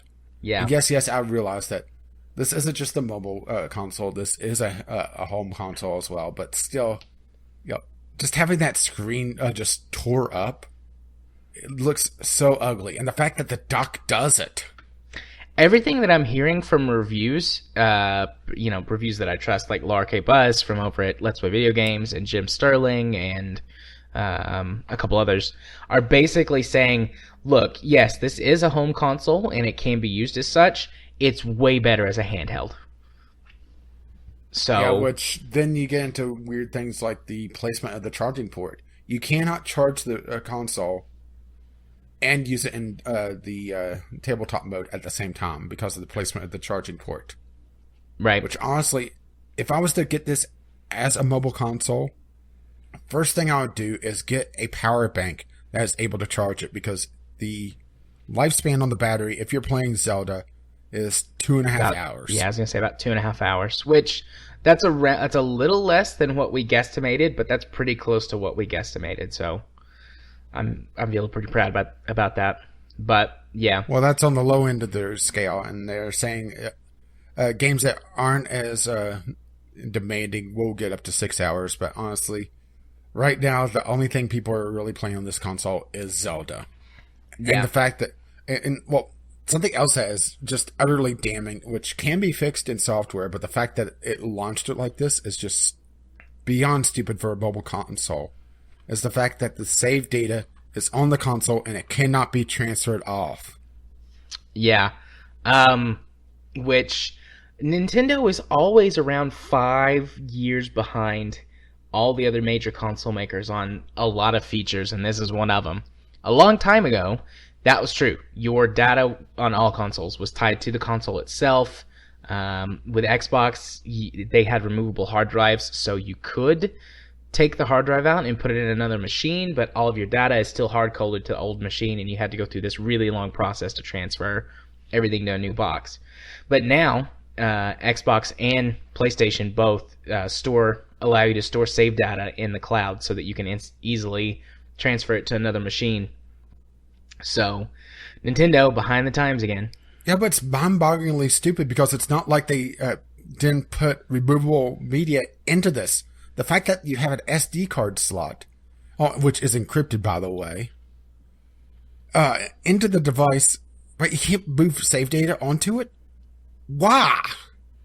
Other than Nintendo being Nintendo. So the Switch is, when its online features, it's now account based as opposed to hardware based for like your digital purchases and things. I wonder if they'll have some like upload your data to the cloud or something like that. I wonder if they'll have that in the near future if they don't have it already. But well, the thing is that even the social features of their online, that's not going to be available till the summer when their smartphone app comes out, which it still boggles my mind that it's tied solely to a smartphone app. Yeah. Now, if they had it where the smartphone app was a secondary thing and it could be done through the smartphone app or the console itself, that would have been pretty smart. I would have supported them on that. But the fact that it's solely a smartphone app, I wonder. Microsoft has a smartphone app that's exactly like what you just said. Everything's accessible on the app, but you don't have to use the but app. it's a secondary thing. It's not the primary. I don't know if Sony has one. They probably do, but.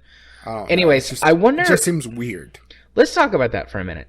So, one of the counter arguments that I've heard to that point, which I'm on your side, but I'm going to play devil's advocate for a minute, is that this is designed to appeal to the Japanese market, who are already so smartphone and mobile gaming heavy, that if they don't, regardless of whether or not they have their Switch with them, it's designed to point them towards their phones, which already have, their mobile environment is different than ours. True. Just wondering, I think that it's stupid that maybe it's just forced. Maybe it is a cultural thing, and we're looking at this as outsiders, and I'm a complete outsider in this. That the last time I had a Nintendo console was the Nintendo 64, so it's been a while. Yeah. But looking at this, I just keep thinking, why? Well,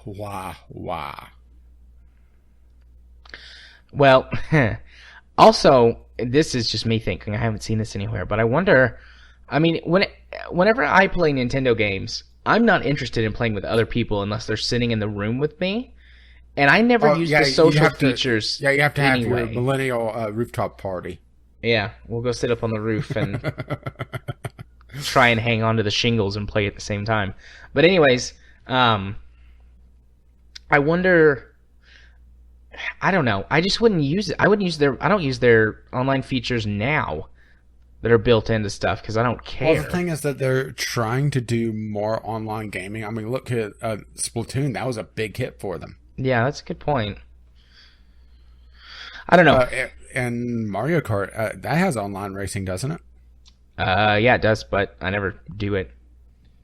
I've occasionally played Smash Brothers online, but they use peer-to-peer for that, and it's fine if you're playing with one other person, but the more people you add, the worse and laggier it gets, and you can't play a fighting game with lag. It doesn't matter. Zelda drops down to 20 FPS anyway. So... And no, I'm not actually joking about that. Zelda on both the Wii U and Switch, and it's in different spots. That's the thing. Has places where it drops down to 20 FPS. I think it runs at 60 in tablet mode. Actually, everything I've heard is that it's like 30. Period. Is it lock 30? Okay. Then it because maintains at 30. Zelda is the exception to the rule where Nintendo tries to go 60. Yeah. But they polish Zelda graphically to the point where they have to go 30. Which I think is a mistake. Yeah. But especially when there's a lot of action on the screen. 30 FPS. Well, 20 FPS. Yeah. It doesn't feel all that good. Nope, definitely not. So they're using friend codes again. That's another thing that I've got beef with. Friend codes are stupid. Yeah, they're supposedly going to go with more options later on. That's why I said that it feels like it's launched months ahead of it should be. This feels like a prototype. I think this is some of the weird design decisions. It feels like they wanted to rush out the door for Zelda. Yeah. I feel like this is just Nintendo being Nintendo and stupid, because everyone hated the friend code system for the Wii, and I can't remember if it persisted into the Wii U or not, but everyone hated it, and then they got rid of it, and people were happy, and now they have it again. I don't understand. Although I don't think that that has anything to do with what you're saying about it being rushed out. I think that that's just a stupid design decision. Well, I've heard a lot of people talking about how it's a soft launch, that this is essentially the prototype for the Switch, which, yep, you shouldn't be buying a prototype when it's a game console like this. It just seems so weird. Probably what I'll do is I do want a Switch. I really do. I've wanted a hand to get back into handheld gaming for a long time. I just never could pull the trigger on a DS, but I think I'd like a Switch. I'm definitely gonna buy it now. Buttons. Do what? There's only the shoulder buttons. Yeah. But anyways, I think I'll pick one up, but wait till at least Christmas, because they'll have bundles at Christmas and they'll probably be cheaper. I might even wait till next year, though. I'm really expecting them to have a version 2 before 3 years from now. Yeah. And what would probably they call with it? A Switch 2? A Switch It? Switch Plus. A Switch Up? No, Switch just U? Switch it. Switch it. Switch It. I like Switch It. But I think there's going to be another version, and they're going to address some of the problems with it. Make it so that there's the Gorilla Glass screen, like a smartphone has, because it's just a mobile device that's so scratch prone on the screen. It's just mind-boggling to me. Why did they do that? Yeah. So are there any other points you want to hit? Because I'm running out of things to talk about. Well, should we talk about how they're talking about dead pixels? That's not a defect? Sure. Let me open up that article, because I've just kind of breezed through all this stuff. I mean, granted, it is kind of a policy these days that there's a certain number of dead pixels that a manufacturer doesn't consider as being bad enough, but anywhere from 0 to 16. Yeah. And the thing is that the 3DS, at least according to this article, Brandon, I don't really have a lot of experience with the 3DS outside of emulation. They had a 0 pixel policy, but then again, that may be screen size. Yeah. Or is this just Nintendo being Nintendo again? I think this might be Nintendo being Nintendo. Also, how widespread is this defect? That's the thing. It's really hard to tell right now. Yeah. Because, it's hard to tell what is the failure rate on the Switch right now, because there's a lot of people saying, mine's not doing this, which is a terrible thing to say, because, it doesn't help. But at the same time, you have a couple videos go viral that of just the Switch making this ungodly noise whenever it freezes. Right. Which I am including a link to a compilation of just various Nintendo Switch glitches. And some of them are rather interesting. Some of the sounds that the Switch makes whenever it freezes can only be described as ear rape. I'm just thinking about all of the screen devices I own. I've never owned a device that had dead pixels. Or at least they were so few that I could not notice them. Well, the thing is that LCDs have come a long way after they've hit the consumer market, to the point that dead pixels are pretty much zero tolerance to the consumer these days. Yeah. It's not you pick up your LCD monitor from wherever and you see, there's a dead pixel in the corner. Well, it happens. No, that's return policy at that point. And the fact that Nintendo's trying to say that these are not defects. Bullshit. I guess it depends on what definition they're using for defect. Like, well, it's less than our standard for it being a defective product, so these few are not defects. That's probably what they're trying to say, but still, that's pretty shitty anyways. Like, it would really suck, because the screen for the Switch is pretty large, but at the same time, it's small enough, and you're going to be staring at it closely enough that you would really notice dead pixels. Oh, I just remembered a screen I had that was messed up. But it was an old CRT TV that I had, so it's not exactly the same. I mean, that was just normal. They would die after a couple of years a lot of the times. Yeah, and I just partly wonder, just, outside of scratch resistance, just how durable are these screens since they're not protected by glass? Well, in that one video, the screen... where the guy was tearing into the Switch. The screen that's heat damage. Well, but he did say that the screen itself was underneath the plastic enough that the heat did not affect it from the lighter that he held over it. So yeah, true. He melted the plastic before the LCD damaged. Yeah. But at the same time, that's not what I'm talking about. Is pressure, not heat. Ah, okay. If you have you throw in your backpack and you have a pin and rattling around your backpack. First of all, that's going to scratch your Switch screen all to hell, but is it going to damage the pixels in it as well? Yeah, that's a good question. Because I didn't see him do a pressure test on it. Yeah, I don't think he did. I'm not sure. And since it looks like it's more related to an LCD monitor than a smartphone, like he usually does, he may have not just thought of it because, it's outside of his general range of expertise.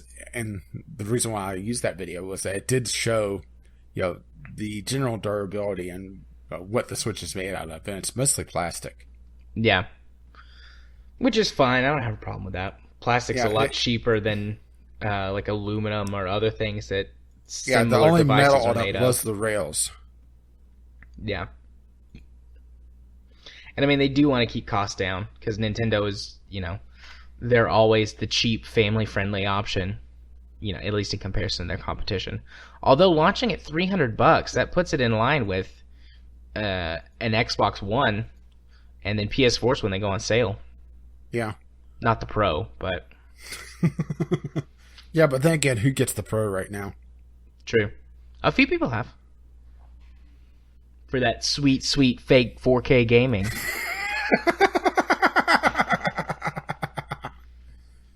Yeah, but then again, people are talking about how the Switch is 1080p, but it really outputs at 900, at least for Zelda. Yeah. So, you still got scaling on the Nintendo Switch. Yeah. Hopefully Nintendo doesn't pursue that path. If they want to do it for one game, sure, I'll let Nintendo have one game. But also, once again, Zelda does kind of break the rules for Nintendo to begin with because that's the game that they get for the shiny. Yeah. Now, if Mario goes where where it's 30 FPS and it drops down to 20 at times, yeah, that would be rough. Poor Mario. Granted, for some reason, his hat is alive this time. Well, he's in the real world this time. In air quotes, real world. So. Yeah, which, does that mean Mario isn't human? Because we saw other people in that, and they look nothing like Mario. I don't know. Is Mario human? Or maybe he's like a special type, like a sub... What would be a sub-classification of human? I just had that thought. Mario is subhuman. Wow, that's really racist. He's Italian. I'm trying to remember biology from undergrad or in high school, but this is a human. This is a human on toadstools. Any questions? This is beyond the scope of my expertise. We need Mel's in here. I mean, technically, she's a chemist, right? Biochemist? No, chemist is someone else. Whatever. This would be closer to her field than mine. Mel, sort this out for me, please. Let us know next week. What sort of Mel's, human is Mario? Fucked up. Short. He's very short. High as fuck. Definitely from all the mushrooms. He's eating mushrooms and flowers like crazy. I don't know how he's not dead, to be honest. Tolerance. I guess so. Okay.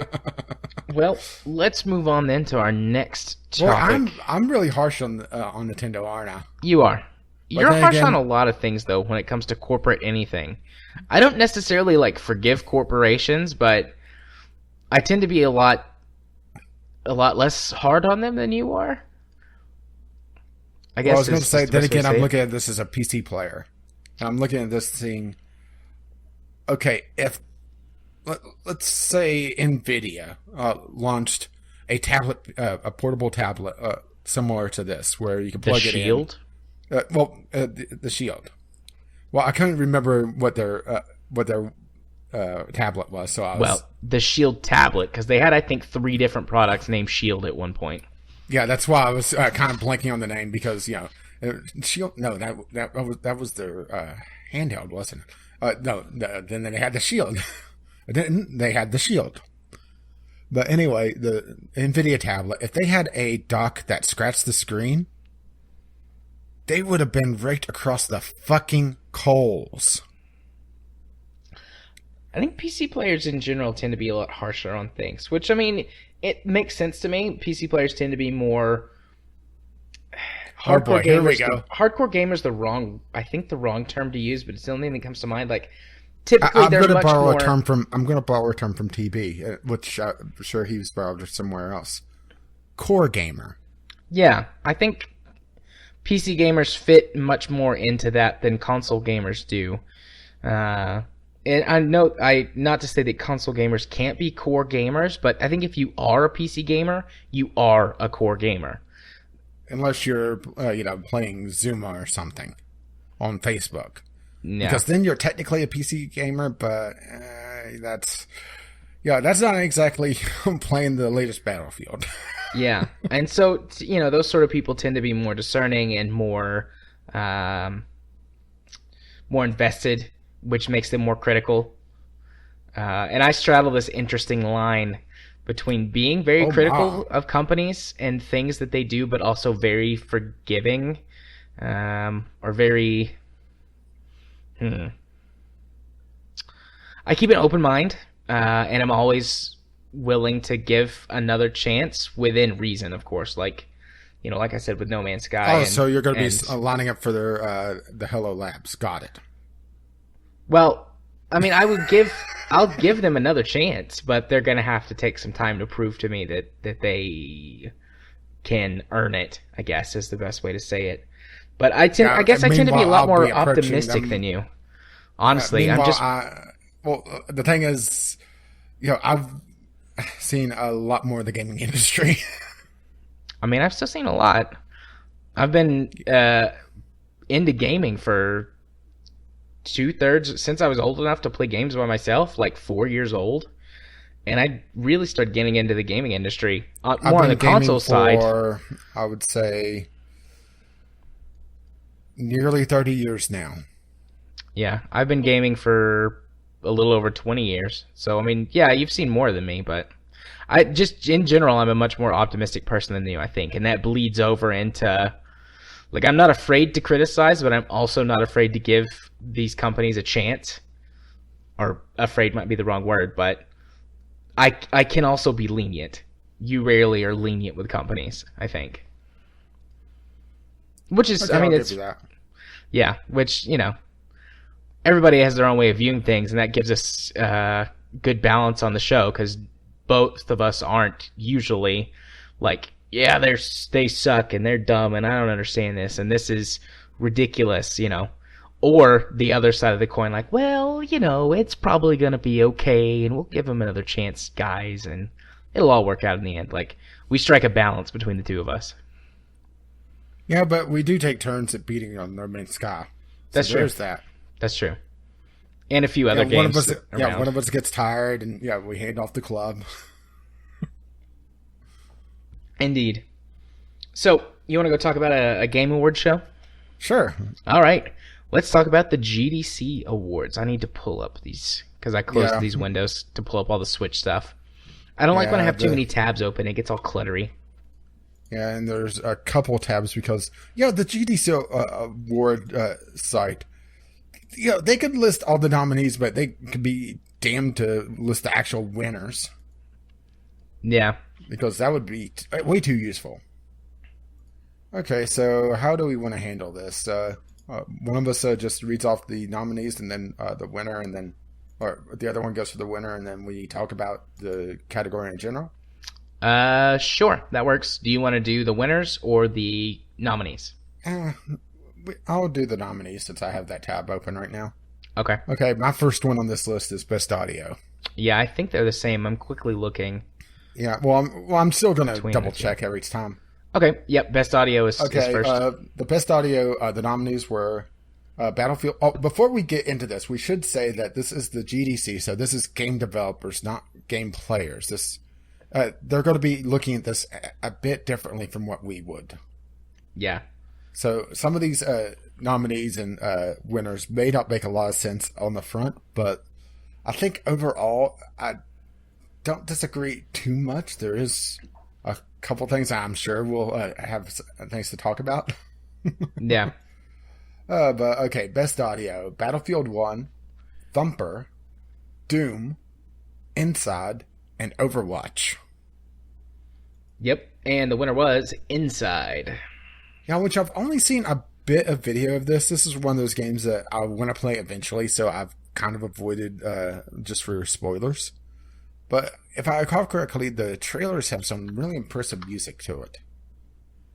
Yeah. This is from the same developers that made Limbo, wasn't it? Yeah, it is. And yeah, the videos that I've seen, I mean, I haven't played Inside, but the videos that I've seen of it and the soundtrack bits that I have heard are really good.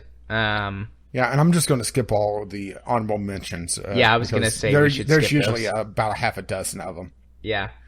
I don't disagree too much. I mean, if I was in charge of picking the category, I think I would have picked Doom, mostly for the soundtrack. The soundtrack. But as a whole,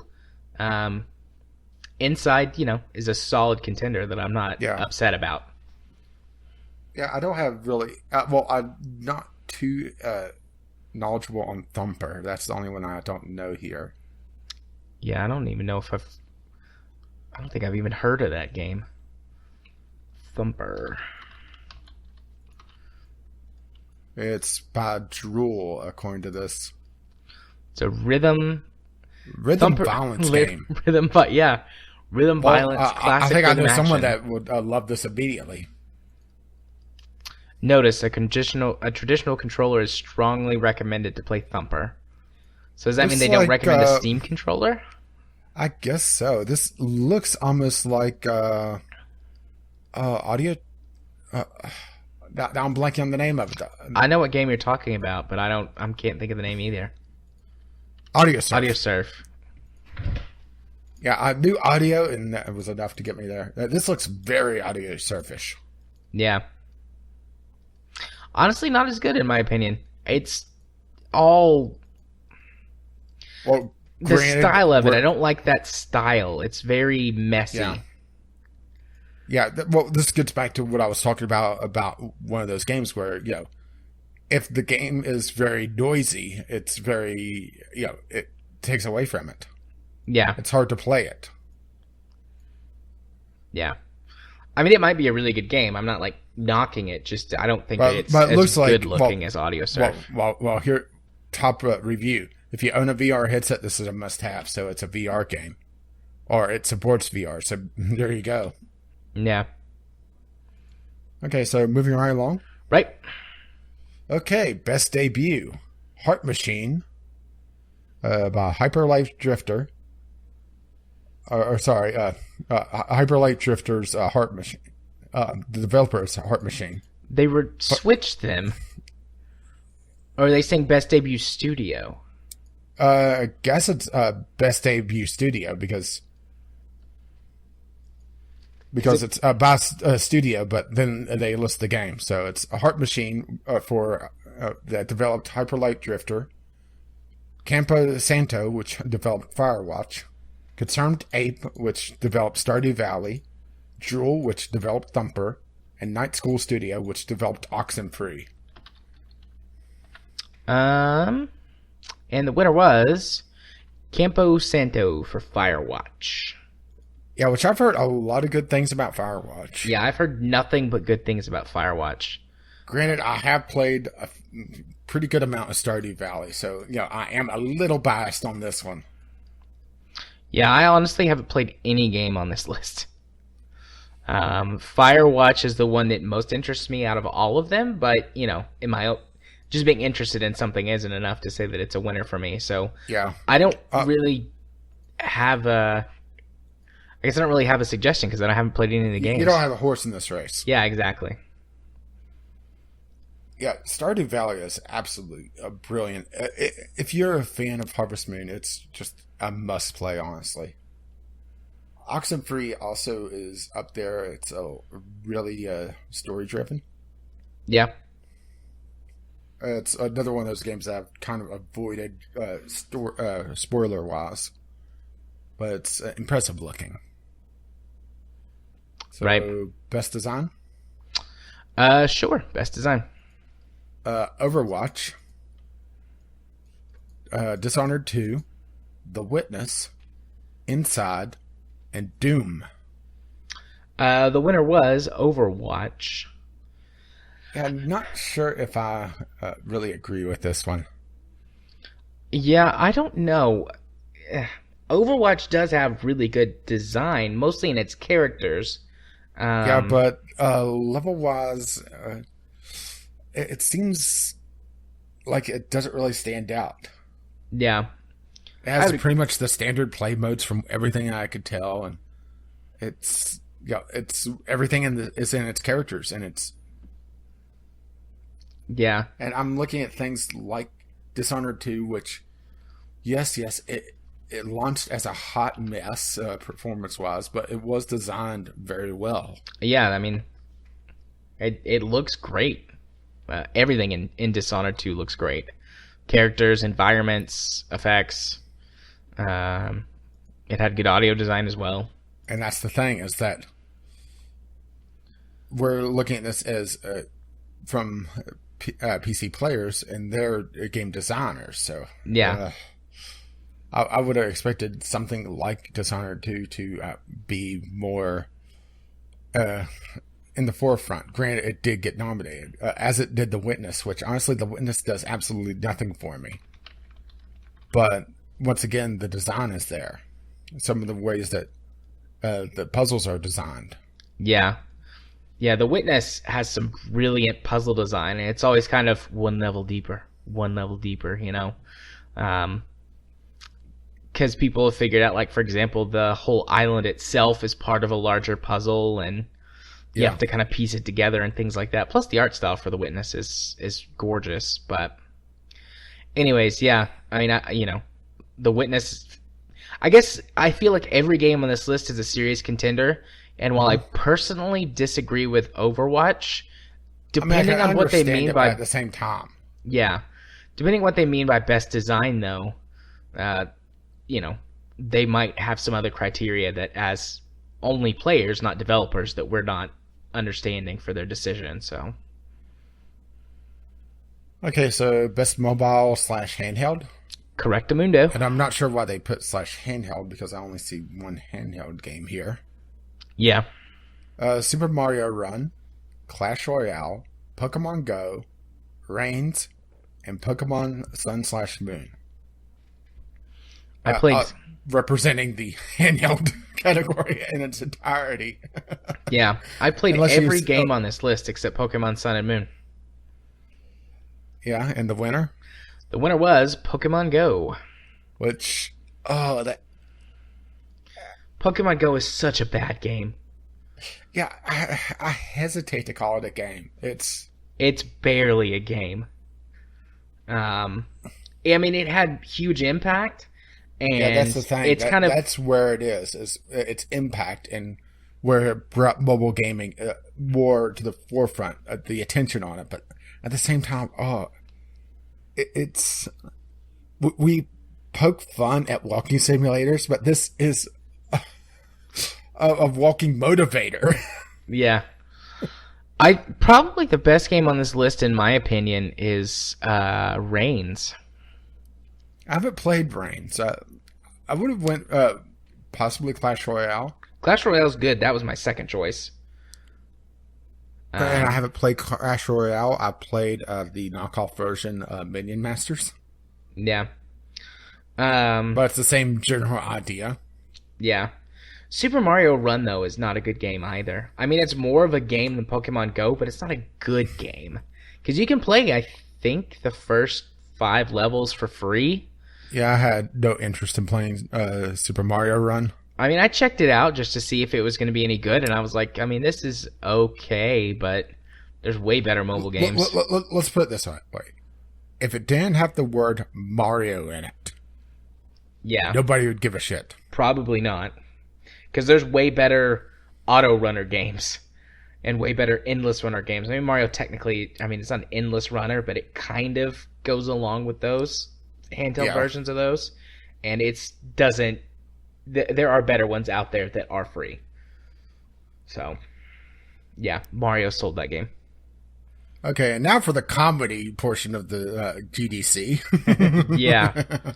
The Innovation Award. The Witness, Inside, No Man's Sky, Firewatch, and Pokemon Go.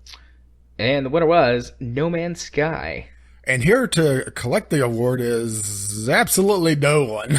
Correct. One of the links that's going to be in the show notes, no one was there to collect the award from Hello Games or any other representative they could have had. Nobody was there.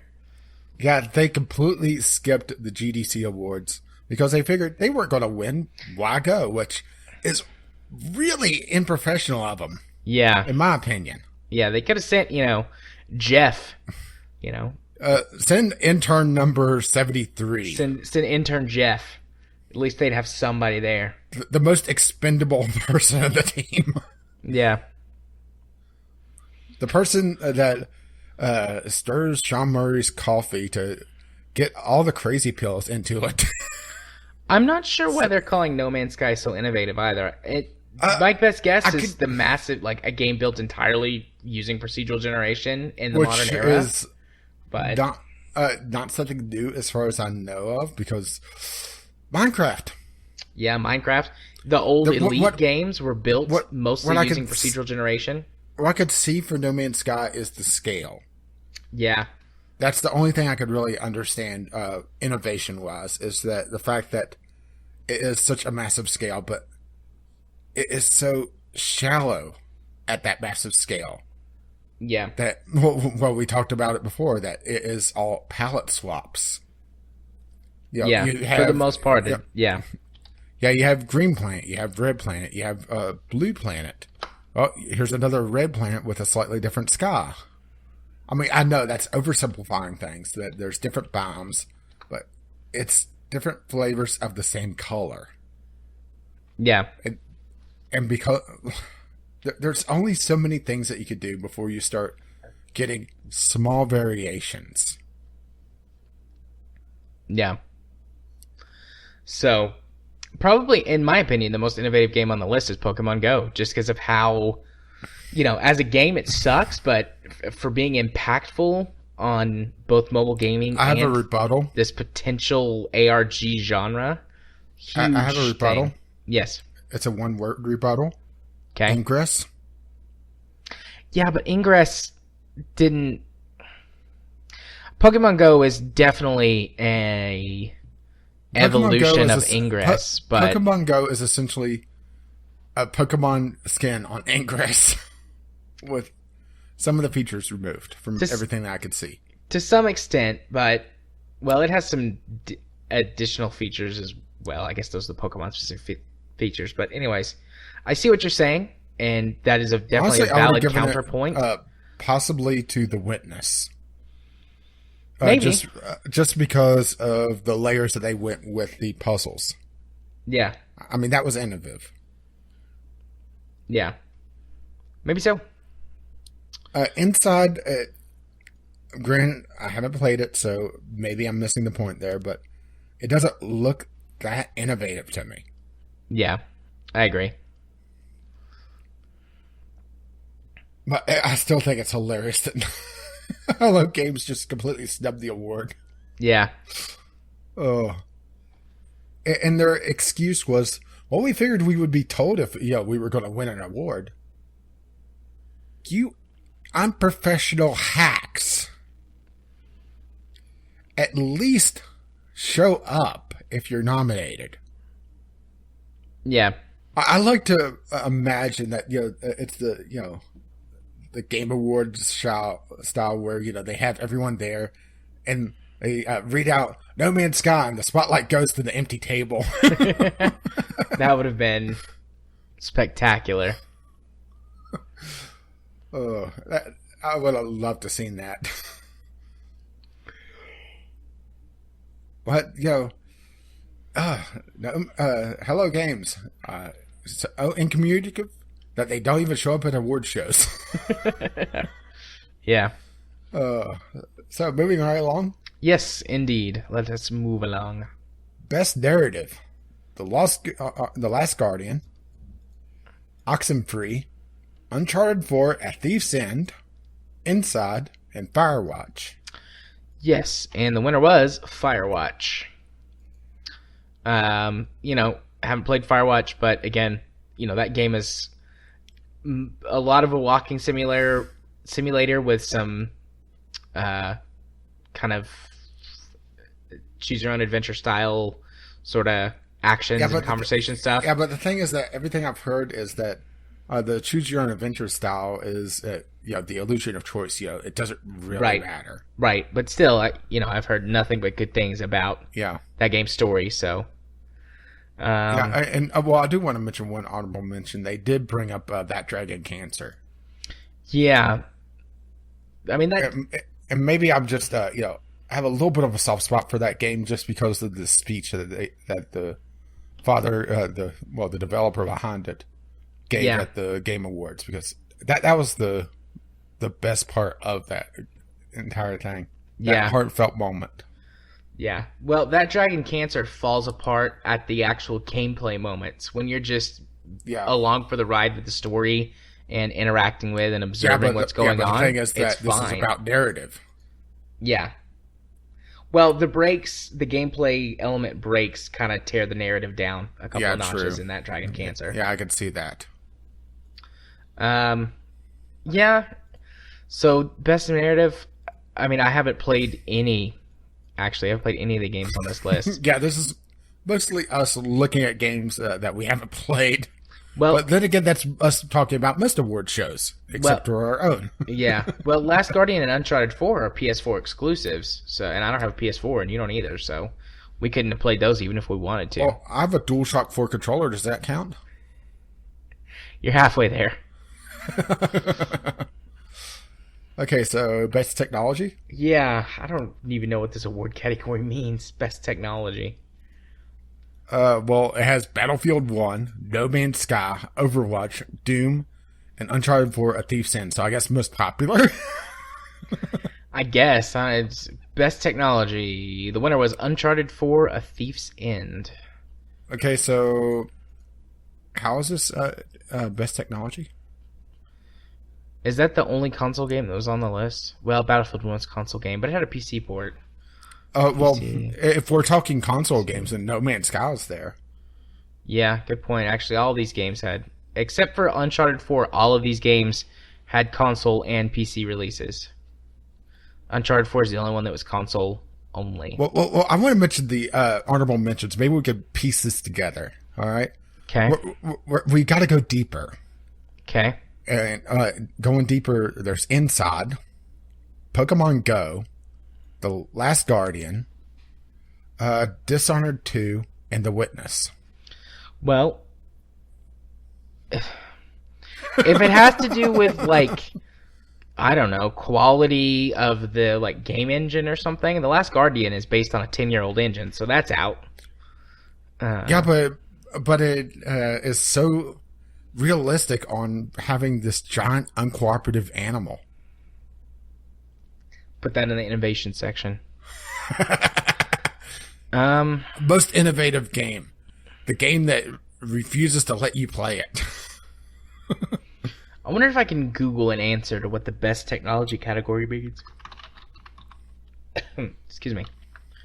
Best technology category. GDC.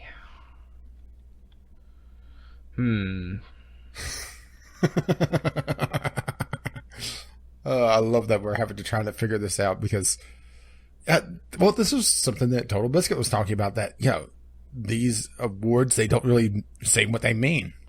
Yeah, a lot of them are pretty self-explanatory, but this one is not. It's just confusing. I don't understand.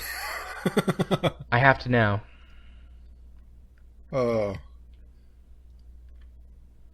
Yeah, sometimes you get these weird categories, and the fact that, honestly, did Uncharted 4 do anything really different from Uncharted 3? I didn't hear anything about it being very innovative. No, I don't outside think of so. it being the end of the series.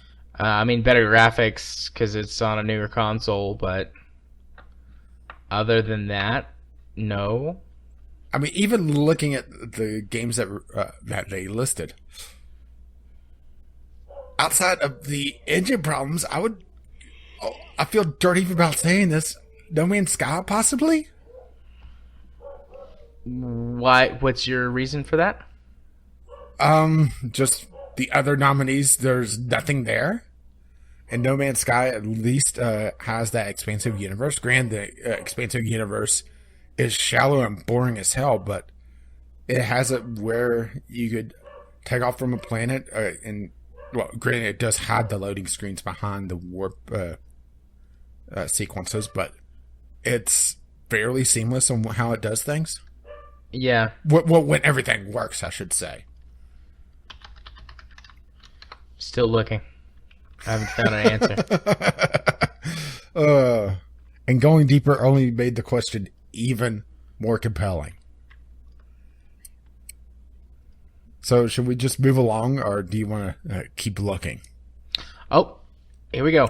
The Best Technology Award recognizes the overall excellence of technology in a game, including graphics, programming, artificial intelligence, networking capabilities, and physics.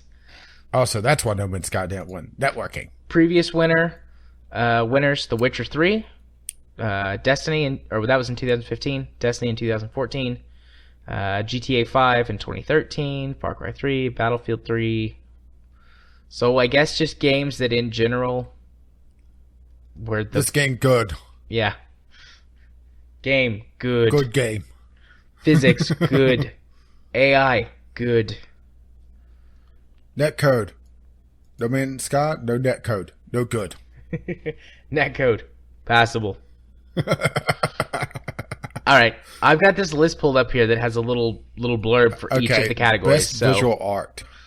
I mean, that one's do we have any that were really ambiguous? I mean, we got a little confused on best debut, but that was more just, I read it backwards because, all the other categories had game developer. Best design. We were a little like, what could they mean by best design?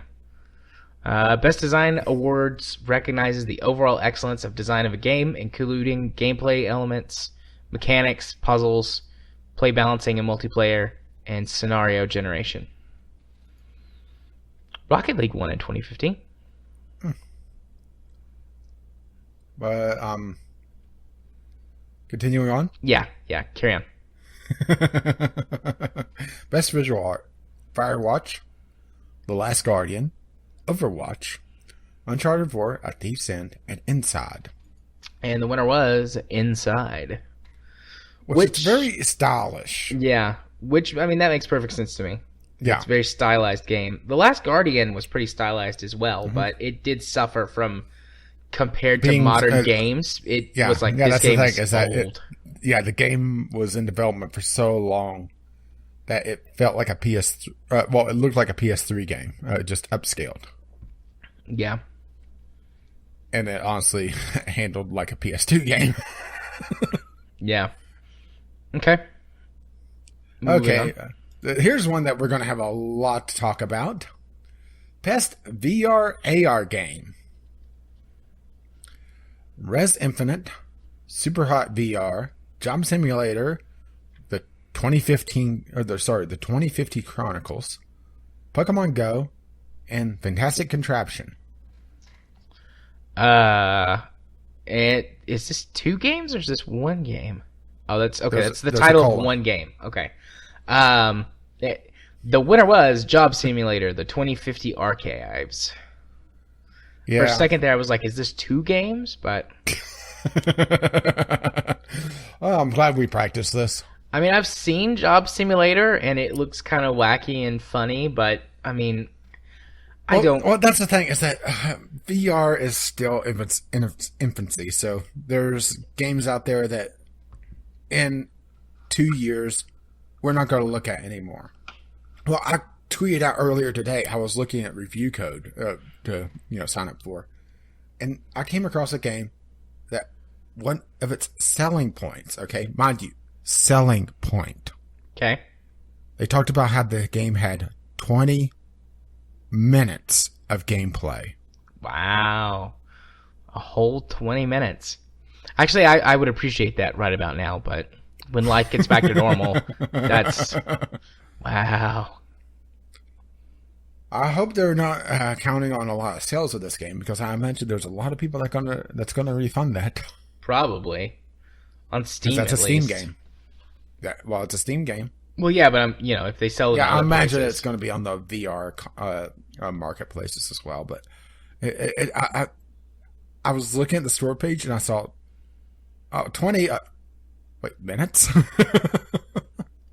Oh, yeah. Okay, let's wrap this up. Game of the year. Mm-hmm. Uncharted 4, A Thief's End, Overwatch, Inside, Dishonored 2, Firewatch. Like, we haven't heard these before. Yeah. And the Game of the Year winner was Overwatch. Yay. Woo. I think that'll make Ghost happy. He likes Overwatch. Yeah. I mean, I'm looking at the honorable mentions. I think I figured out why Hello Games didn't come. They're not listed on the honorable mentions. I think someone's a little butthurt. Yeah, they'll get over it.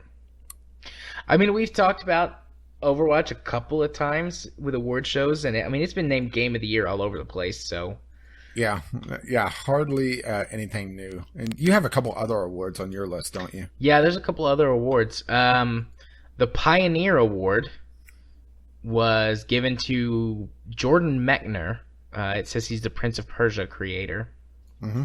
And then the Ambassador Award was given to Mark Delura. It says formerly of Nintendo, Sony, THQ, and Ubisoft. And then the last one, the Lifetime Achievement Award, Tim Sweeney, the founder of Epic Games. Yeah, I don't really have any complaints about any of those. Yeah. What's up? I'm going to go see if the Pioneer and the Ambassador Award are listed on there. Yep, Pioneer Award. Known as the first Penguin Award until 2007, the Pioneer Award celebrates individuals who developed a breathtaking new technology, game concept, or gameplay design. Previous winners include Notch, David Braben, the creator of the Elite series, Gaben, my lord and savior. I don't see John Carmack on here. I can't believe John Carmack's not on this list. He's not, though. What, no Peter Molyneux? No. Peter Molyneux's not on there either. I recognize a fair amount of these names, but some of them I don't recognize either. And then the Ambassador Award is given to individuals within or outside the industry who help video games advance to a better place, in quotation marks. It replaced the award for community contribution after 2008. because the community wasn't contributing anything anymore. Huh. Anita Sarkeesian won it in 2013. Mm. I think I won't say anything there. And then Lifetime Achievement Award makes sense. The Audience Award. These awards are voted by the audience for Best Game of the Year. Oh, the audience winner for 2016 was, or this past year, Battlefield 1. Oh, KSP won in 2013. I didn't know that.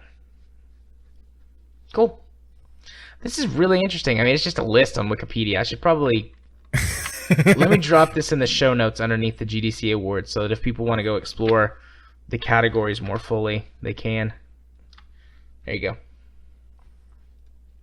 Cool. So that's that. See, you wanted to skip this. Yeah. Actually, no. I just didn't think to put it on the list. Like I said, I didn't get a lot of time to work on this today. I mean, I could have taken some time, but I was really busy. And the little bit of time that I did take today to relax was to play like a half an hour of KSP. And anyways, of course, having your turret fusion. Yeah. So let's move on to Community Corner. Do you want to do the Community Corner stuff first, the tweets, and then Kyle's special audio letter, or? Let's go ahead and bring in Kyle. Okay. So Kyle sent us a rather lengthy, in-depth review of Civ 6, and it was so good it gets its own little sub. What is this called in the numbered list?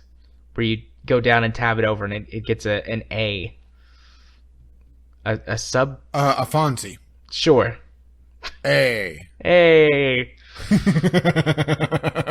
Actually, I'm gonna use that from the rest of forever now. Kyle got a Fonzie. So here's Kyle. He's gonna do a review of Civ 6 for us. Greetings at VGL community. This is Kyle, and today I'm coming at you with a review of Civilization 6. Now, I know Civ 6 came out at the end of last year, but at the time it came out, I didn't have enough game time hours to feel comfortable reviewing such a complex game. Now that I'm at the triple-digit mark for gameplay hours, I feel comfortable discussing, well, if the game is worth a buy, what it's about, and all the positives and negatives that come with my opinion. So starting off, what even is Civilization 6? It's the latest in the Civilization series of games, which themselves are a turn-based strategy game, where you lead an empire from the very early days of the Stone Age, around 4000 BC, up into about the year 2050 AD. And the idea here is to balance out your research, your culture, your military, and your production to essentially become best Civ. The thing I like about this is there's no real one victory condition to rule them all. While one of the victory conditions is to actually rule them all through a military victory, there's also the idea of a scientific victory, where your scientific prowess allows you to settle Mars in this case, which triggers you to win the game. You could also have the best culture, where people are more interested in your culture than they are in their home culture. And there's also a religion victory, which I don't like, and we'll get into that later in this review. Then there's also the score-based victory, which is if you can't pull off any of the other 4 victories, it's just who is best Civ at the year 2050. So let's get into a couple of my positive points about the game. Number 1 is the way that they handled the military. See, in a grand strategy game like Civilization 6, it would be very easy for it to just be a military-focused, well, world domination simulator. They avoid this by making the military actually have an upkeep cost. You need to upgrade your units once new technology comes around. So essentially it kind of limits how big your army can be to how well your economy is doing at that particular time. Not to mention, the game has a tile-based map, which means that the map is broken up into a hexagonal grid.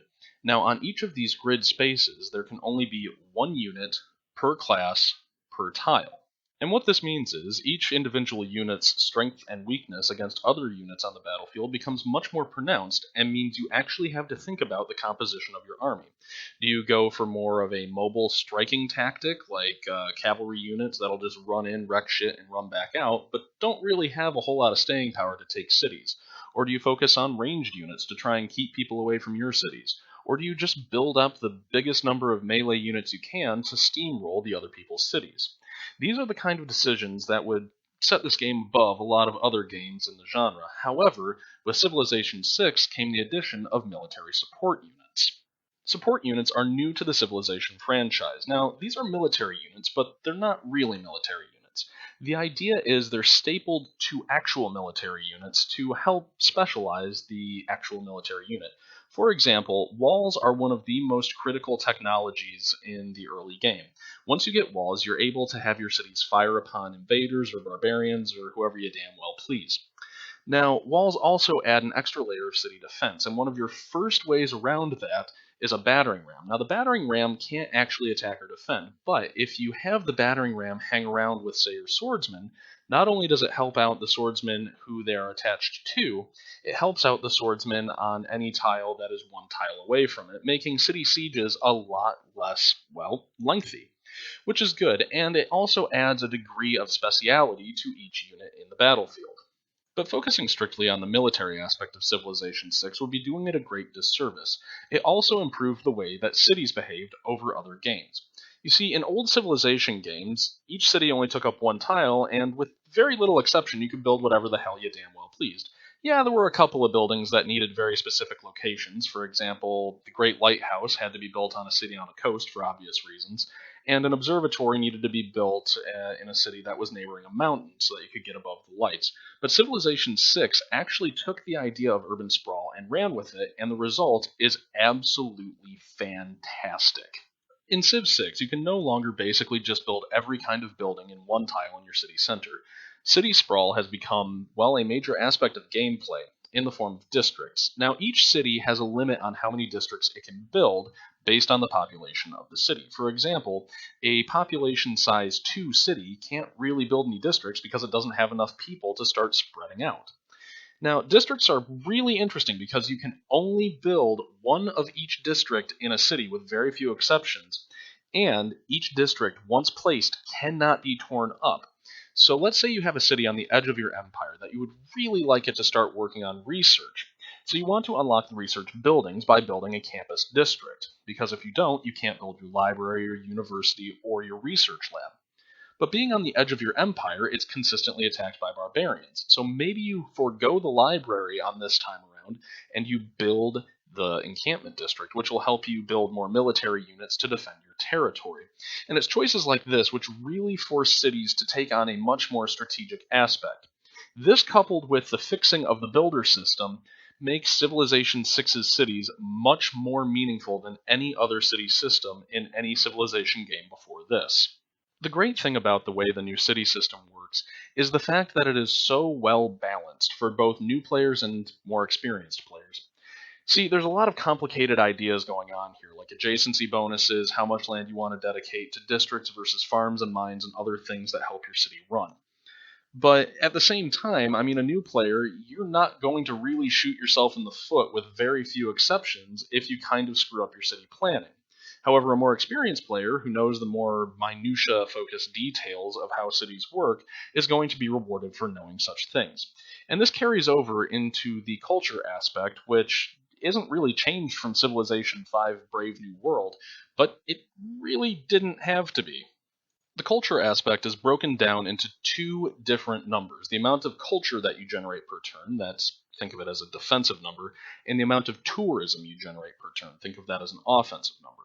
What you want is you want to have more tourism than other people have culture. And that's how you achieve a culture win. Now, again, you're not really going to shoot yourself in the foot if you don't know all of the minutia for pairing and theming for museums and other things. But at the same time, players who do know this and take the time to learn these systems will be greatly rewarded with a much better output for their tourism and culture rates. And like I said, it's still basically the one from Civ 5 Brave New World. If it ain't broke, don't fix it, and Firaxis definitely listened to that. However, one thing from Civ 5, which I'm not sure was necessarily broken, but they tried to fix it anyways, was the new city-state diplomacy system. See, in Civilization 5, you could basically pay your way to the top, and it was sort of a pseudo-economic way to win, because the more influence you had with city-states, the more votes you would eventually get in what was the World Congress or the United Nations, depending on what era you were playing in Brave New World. In Civilization 6, they kind of went an entirely different direction The city-states in Civ 6 don't really allow you to buy your way to the top or spy your way to the top like they did in Civ 5. As a side note, Civilization 6 is probably the first Civilization game that I've played where espionage hasn't really felt like an afterthought, and it feels like an actual critical gameplay component that, if ignored, can really negatively impact you in the late game.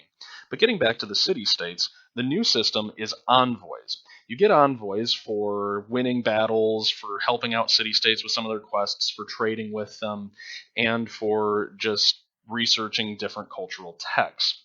Now that's pretty cool because it means that somebody can't swoop in and basically take a city-state from you if they have enough money, but it also makes city-states much less impactful in the overall game.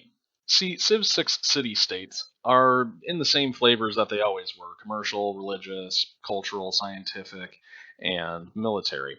But their bonuses, while pretty cool, don't really have a meaty and tangible impact on gameplay unless you go to war, and I'm still very much on the fence. I mean, yeah, it's kind of different, but at the same time, the implemented change in the way that city-states work really added to probably one of my least favorite aspects of Civilization 6, and that's the new religion system. Now, if you listen to the VGL awards, this is going to come as no shock to you that I'm not a fan of the religion system in Civilization 6.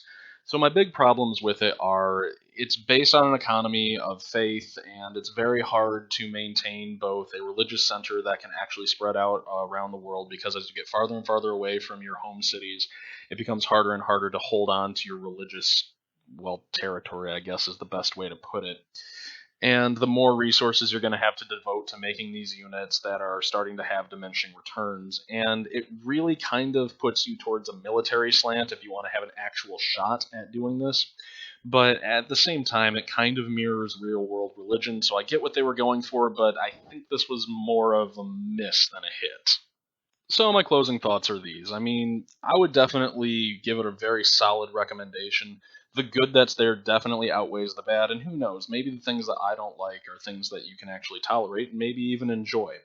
But it is still a $60 game, and if you want to wait for the price to come down on a sale or something, I completely understand that, because strategy is not everybody's bag, but this one actually might be a pretty good introduction into the genre for you. Anyways, I've been Kyle. Hope y'all are having a good night. All right, thank you very much, Kyle, for your in-depth review of Civ 6. For some reason, I'm struggling to say Civ 6.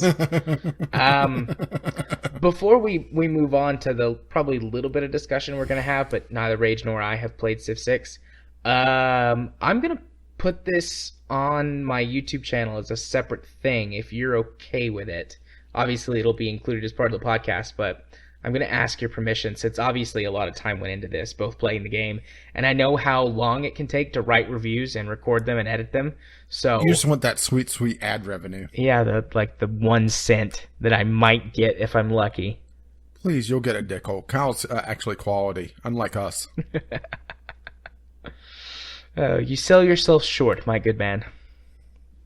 But anyway, so yeah, what discussion are we going to have? Well, Civ 6, I'm still in a wait-and-see period about it. I'm a little leery about how they handled the cities, and it's one of those things that I don't think I'll know how I feel about it until I actually play it, and I'm a cheapskate, quite simply.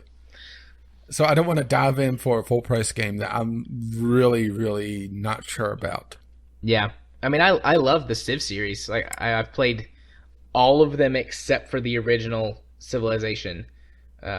But I never buy them brand new. I always buy them on sale, and I usually pick up the full version of the last one that released. So I might not actually play Civ 6 until Civ 7 comes out.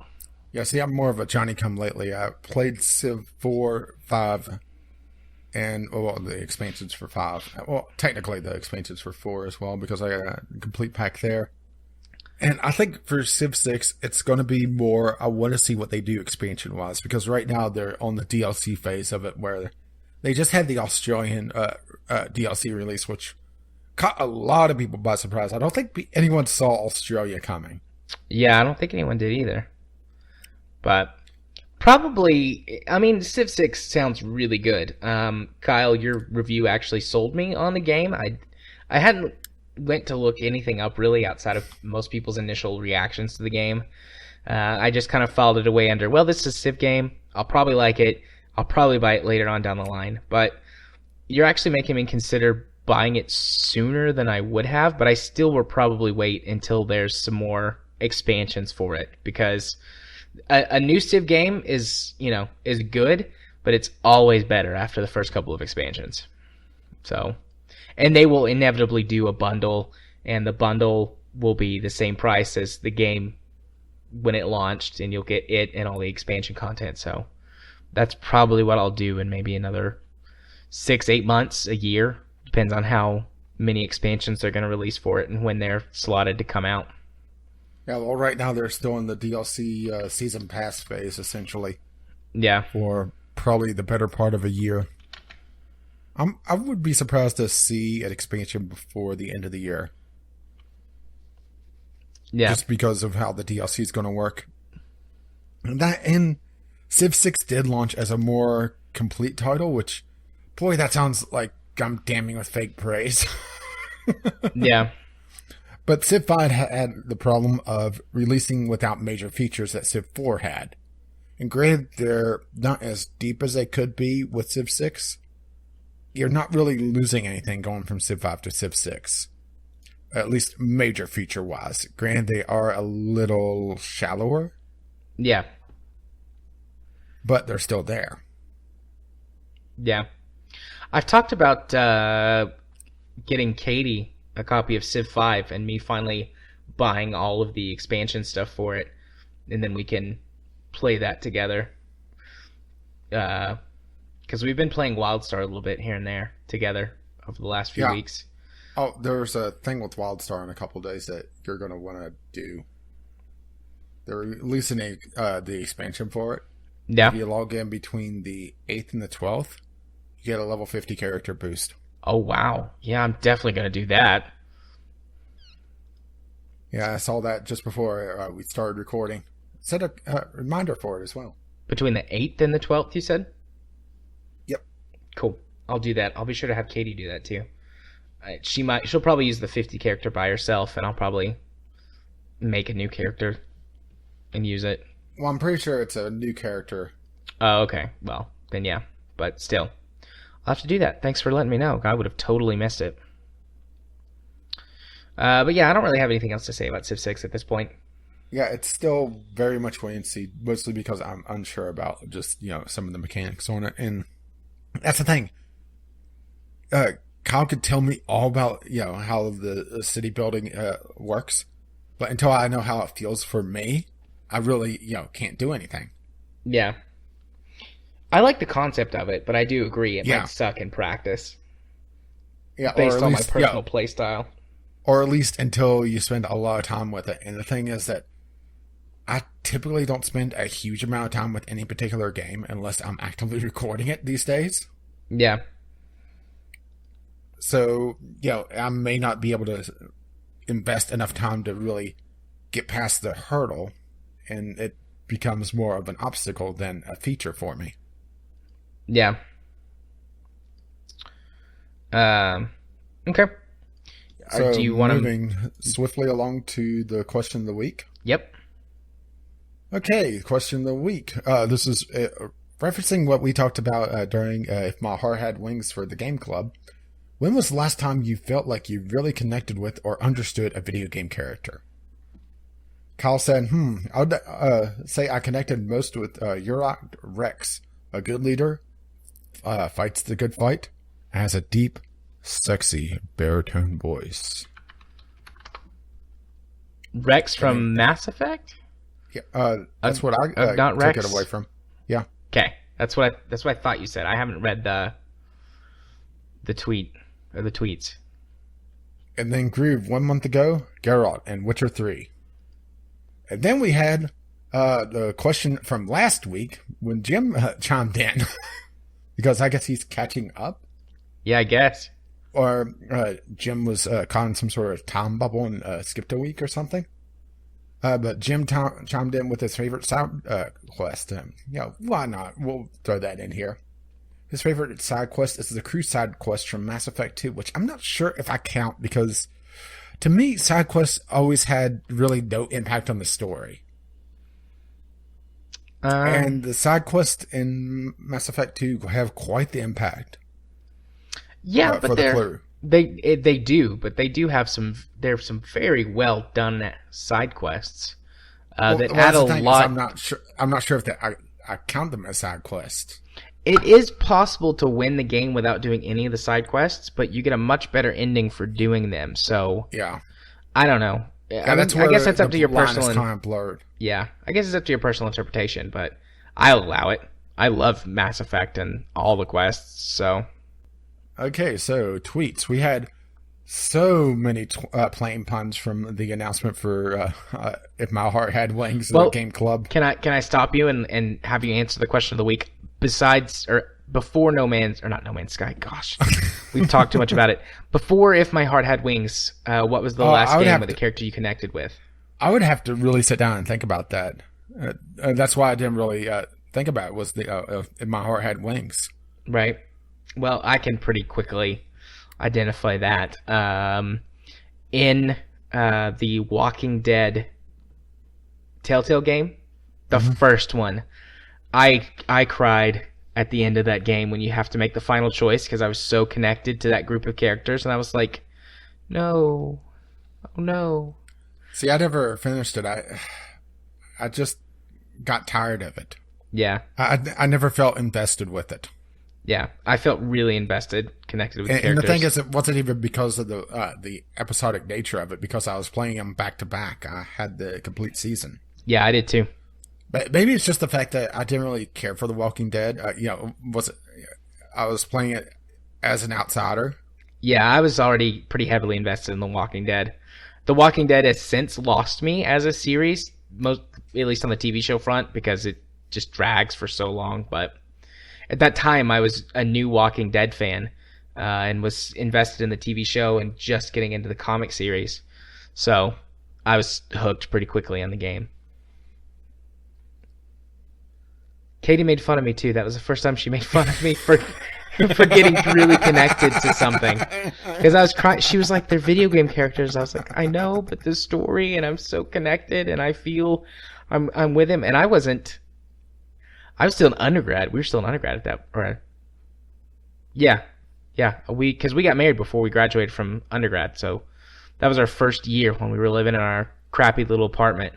I was laying on the crappy old couch we had, just crying. Like, oh. She made fun of me. She understands better now, and she probably would still make fun of me, but more just to be mean Katie, to me. make fun of you? No. More just to pick on me and be kind of mean to me instead of like, I don't understand this, you're dumb. That's the thing is that people really discount video game stories because, it's just a stupid video game. But there are intense stories there. Yeah. I mean, because they're interactive doesn't mean that they're less intense. Yeah. And I've definitely changed her mind over the years on that. Because we played a lot of WoW when we were dating. But before that, most of her gaming experience was like her parents had a Wii that they would play Mario Kart on sometimes. I mean, her dad's a PC gamer, but you know, that was what he did when he had free time. So, but she's come a long way since then. I've done a good job. Indoctrinated her. That's the one thing I've done right. I indoctrinated her. I can live with that. Anyways, we can move on. I just was curious what your previous one was, but and I would have to sit down and think about it because there are moments that I got emotional, like the end of Brothers: A Tale of Two Sons, but it wasn't a connection with them. It was more of the sad experience. Yeah, which is why I didn't go for I've already forgotten it. Game Club game. Making the old man to the moon. I was drawing a blank for a second. But like the connection I felt to that was more of the experience as a whole, not specifically that one character. Yeah, that's why I would have to really sit down and think about it. Yeah. Okay, anyways, we can carry on now. Oh, we've been carrying on for a while. Yeah, fair play. Okay, so we had a lot of plain puns due to If My Heart Had Wings from Kyle and Ghost Shark. But I have to admit that none of them really took off with me. Yeah, yeah, they were kind of a crash landing, really. Crash and burn. They came up short. Yeah, we're gonna have to go look for the black box to find out what happened. Okay, and let's see. We had really the only other tweets that I noticed. I may have missed a couple. I hope I did because once again, not a lot of activity on the Twitter. VGL podcast on Twitter, by the way.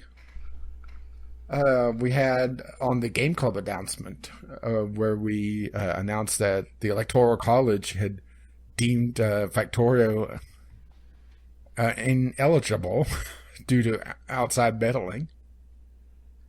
Mm-hmm. And honestly, the Electoral College is there to vet the Game Club. Yeah, that's its intended purpose. When it does what it's supposed to, you get good results. But when it doesn't do what it's supposed to, you get Donald Trump.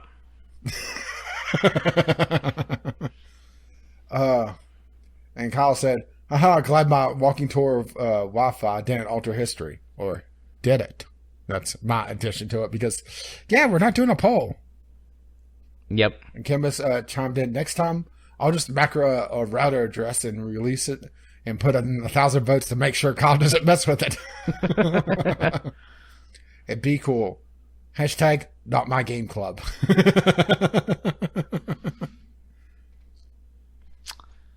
Fair enough. It's not changing anything, but fair enough. Yeah, and if you wish to contribute to the madness, you get to email us, vglpodcast@gmail.com, or on our Twitter, VGLpodcast. And the question of the week does go up on VGL Podcast sometime in the afternoon or evening on Fridays. Usually I randomize it a little bit. Indeed. Okay. Well, is that everything before I... Yeah, that's everything. Okay, well, that's everything for this section of the podcast. We're going to move to our discovery queue, which is until we receive many complaints, and even then, in the face of that. This is our new show section that has replaced the Steam Weekly It allows Deals. us to talk about random games, sometimes new, sometimes old. Yep. Sometimes good, mostly bad. Well, let's put it this way. I could you look at your discovery queue and you can see the icons.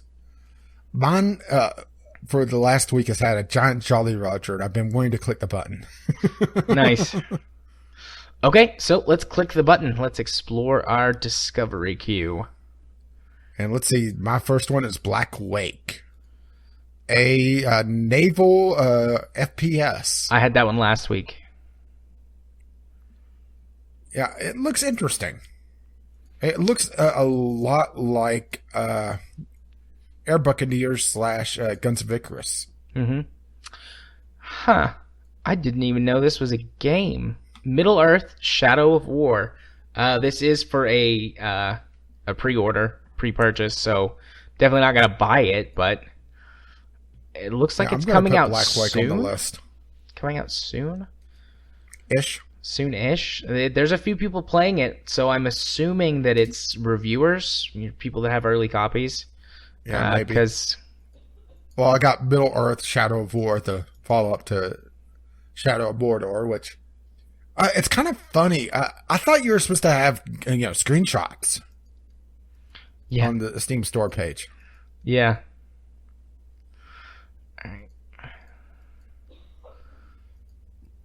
What is this? Moving quickly along. Yeah, it doesn't look any good. Let's skip that one. Weapon Shop Fantasy.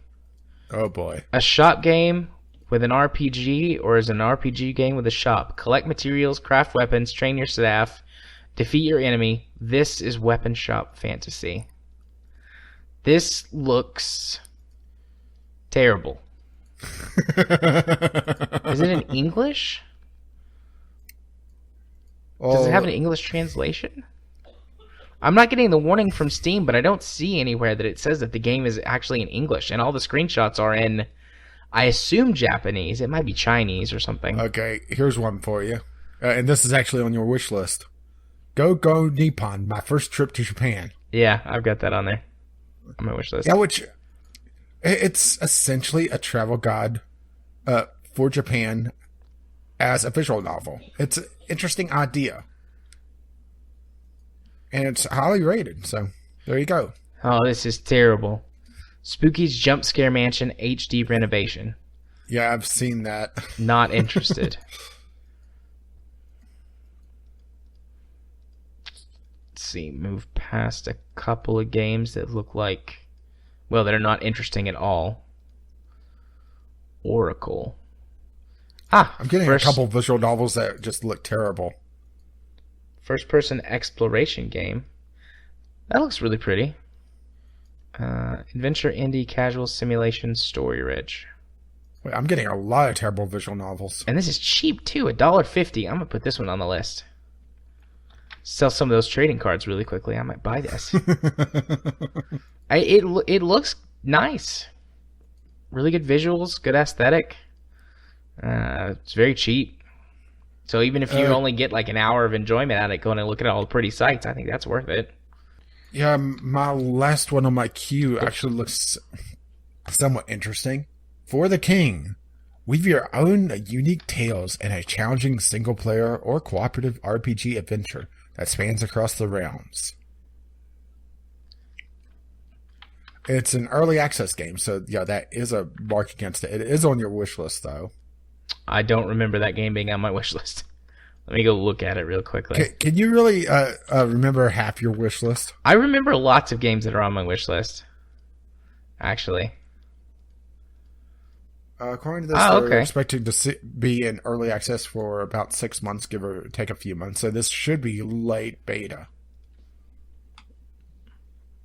At least in theory. It doesn't look bad. It's all going to be around just how balanced it is. Yeah. It has where it's a hex grid, it feels a lot like Civ, even though it's a completely different genre. Yeah. Stupid Raft Battle Simulator. Oh, God. Stupid Raft Battle Simulator is a physics-based simulator game set during the golden age of piracy. Your goal is to defeat your opponent by eliminating all enemy units on the battlefield. This really does look kind of stupid. So, does it have a raft? There are quite a few rafts. Some actual boats as well. Very small, like paddle boats. I don't know how I feel about this one. I think that fact means I should put it on the list for people to go check out and make their own decision. Whoops, that's mail notes. Hey, be thankful I skipped all the crappy-looking visual novels. Yeah, I've skipped quite a few games on my list. I'm almost done with mine. I think I have one more game left. Mine. Okay. Yeah, whenever you have a visual novel that has no shading on the art at all, so it all looks flat. Yeah. I mean, granted, the story may be good, but, you're not selling me on the art. Huh. My World, where action RPGs begin. Fill your world with savage skeletons, tricky turrets, and towering bosses. The choice is yours. Play, create, and share co-op and PvP adventures online, or be inspired with our built-in realms. This looks like, what was it called? Microsoft's... It's done now, but it was in beta for a long time. Silver... I'm blanking on what you're talking about. No, that's not it. Or explain to me what it was. It was a game, and it was free for a long time in beta on Xbox Live, and it was an RPG game, but it was really a creation engine. And it had tools to quickly... Project Spark. Project Spark. That's it. This reminds me of Project Spark. Yeah, Project Spark launched, and they didn't say a damn thing about it. Yeah. And my reaction whenever it was announced that it was shutting down was, that released? This game will be available in 10 days. It's available on March 17th. It is going to, air quotes, launch into early access. So yeah, now the real question is just how many people are going to play it, because for player-created stuff, that's really the crux of it. Can they get enough people? Yeah. My world, one word. Yeah, I'm just looking at the Wikipedia page for Project Spark, and yeah, it didn't last long. Nope. All right, that's my whole list. I put that one on my wish list. Done as well. So, a couple of interesting ones. Yeah, this so far has had the most interesting ones. We each got 3. So far, through 6 games recommended total is the most we've had so far. That's a quarter? Yeah, that's a quarter of the games that we found. Well, yeah, granted, I skipped a lot of really crappy visual novels this time around. Oh, I just had a lot of crappy games in general from several different genres. But a few interesting ones. Okay, well, that means it's time for us to move to the closing portion of the show where we talk about our stuff. And this part, I always go first. So for me, on my YouTube channel, well, this is going to be first podcast episode that releases while Katie and King are gone. So hopefully next week, my Get to Know You series is going to be up. I actually managed to record 3 episodes of it. I currently have 6 planned episodes and a couple of ideas for a couple more. But we'll see on that. But hopefully I'll get that up next week and you guys can go through that and experience a part of my life, which hopefully will be fun. I've enjoyed making the ones that I have made. They're completely off the cuff, but the quality on them is actually really high because I've gotten really good at just talking after doing this for over a year. So it's pretty good. Pretty good. I mean, you can tell it's not scripted, I think, but at the same time, it's really... I didn't have to make very many edits, let's say that. I didn't have very many silences or pauses. So I've had fun making them. Also, there's been a lot of stream videos that I scheduled, old, I should say, archive, or not super old, but from the last couple of months, streams that have gone up on my channel. Many of them are getting copyright strikes. So fun times there. Every time one of them goes live, I'll get an email. You've been hit with a copyright strike by whatever. I'm like, nah, screw you guys. So there's some of that. I wonder how many of you got on that one for honor that I just started playing music on. Yeah, I don't know. I'll have to go check later. I just couldn't help myself. I remembered, Star Trek battle music. That would sound fun. So there's that. And then I'm going to be doing a lot of editing on Divinity and other stuff that we've done. And getting those posted, but that won't be next week. That'll probably be the next week, so I'll talk more about those next week, I guess. So yeah, that's it for the YouTubes. If you want to go watch all that stuff, you can do so by searching for Gaming Psychologist on YouTube. If you want to follow me on Twitter, where I tweet about all kinds of random things, politics, job-related stuff, a few random tweets here and there, you can do so at JMA4707. If you want to watch me stream games on Twitch, you can do so over at twitch.tv/jarthur4707. And if you want to be my friend on Steam, my Steam username is jarthur4707. I accept all friend requests and talk to you people a lot. So far, everybody's been cool. And if you wish to let them know exactly what episode you're coming from, the passphrase for this week is half-baked. Nice. Half-baked. So, also one other thing. That guy responded to my DM, and we had a quick little chat in the middle of recording, and I figured now was the right time to put it up. All right. He wants to do a guest spot on the show. But he asked what we would talk about, and I said I had no idea I was going to talk to you and let him know. And then he's going to do some Twitter cross-promotion with us, which I told him we'd work out later, too, because we were in the middle of recording this week's podcast. So, just so that you guys are aware, we're going to have another guest. And this time they approached us. His story is that he sent us his little cross-promotion thing on the wrong Twitter account, so he deleted it, and he was going to do it for his site's podcast's official Twitter, and he hadn't got around to doing it. Oh, good. I wasn't hallucinating that. Yeah.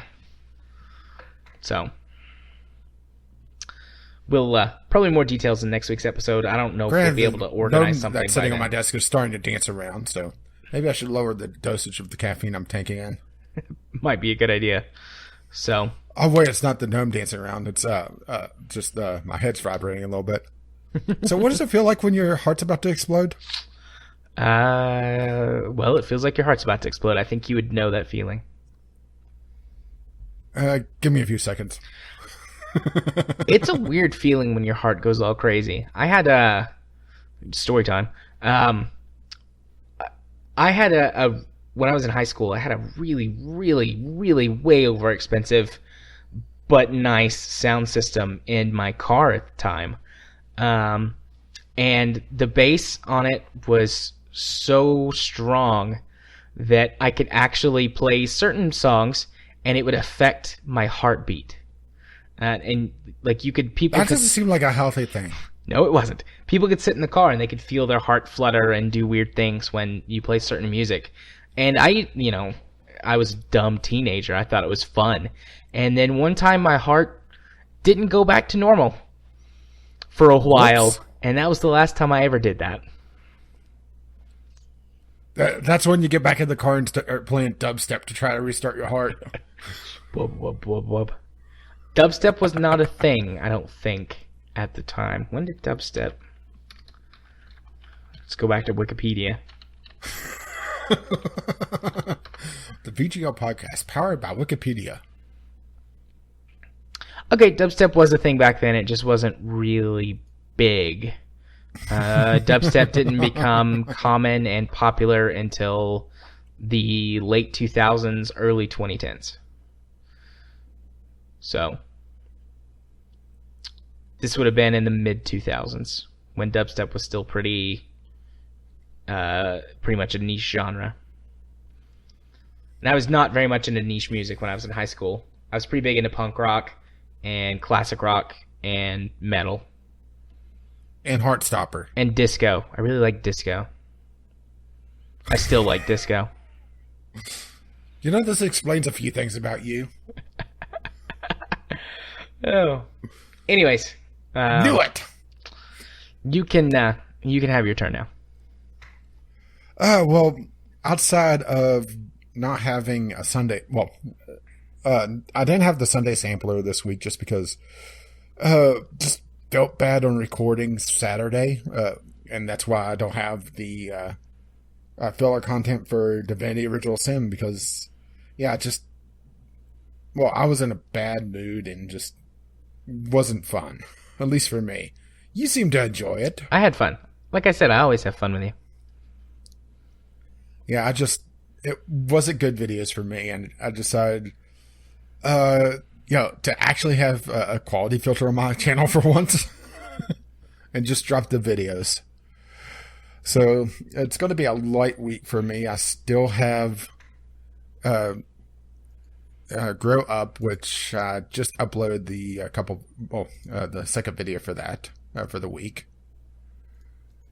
And I do think I'm starting to wrap that up, which means that I'm going to have to start doing recording testing on the next project I have in mind, which was given to me by Kyle. And I think I might know what I'm going to do after that, assuming I could get it to work. And let's just put it this way. I'll give you a hint. Jared will be very interested to see me play this. You're going to play Factorio? No. No, because I would like the series to actually end at some point. I already have one endless series. Did you tell me what game it is, or? No. Okay. I didn't think you did, but I was going to make sure I hadn't forgotten it. No, this is something I decided on. It's like, if I could get this to work. What's a game that I would be interested in you playing? Can you tell me why I would be interested in you playing it, and then I can make a guess? Oh, okay. Let's put it this way. It's a very old game. At least by this point. A very old game by this point. Is it KOTOR 2? No. Oh, we talked about that the other day, so that's why that popped in my head. No, this is something we haven't talked about me playing at all. Oh, okay. So that really opens it up. Yeah. Yes, yeah. A lot of possibilities there. Yeah, let's put it this way. If my recording tests for it work out, it's going to be something that I think you'll love to see me play. And me just probably be terrible at it because a lot of old design choices in it. You know, things that have been, things that have been evolved. Okay. Yeah, there's a lot of games that fit that bill. Yeah, without some more specific hints, I probably wouldn't get it outside of just a really lucky guess. So Okay, let's put it this way. We've talked about it indirectly within the last month on the podcast.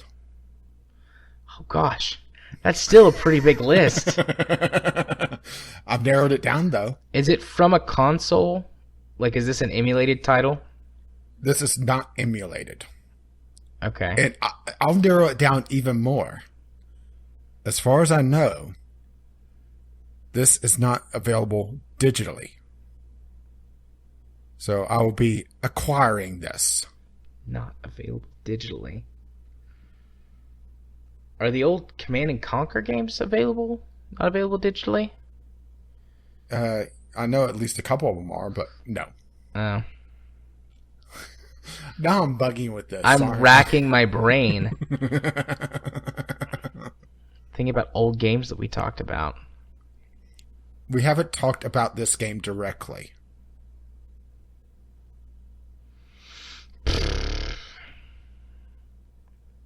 Yeah, I'm drawing a blank. Well, I'm going to be in the testing phase for it and what Kyle sent me. And since I'm torturing you, maybe I'll move this up. I don't know. It all depends on what if my next game from Kyle, how it records, because I haven't tested it at all. Right.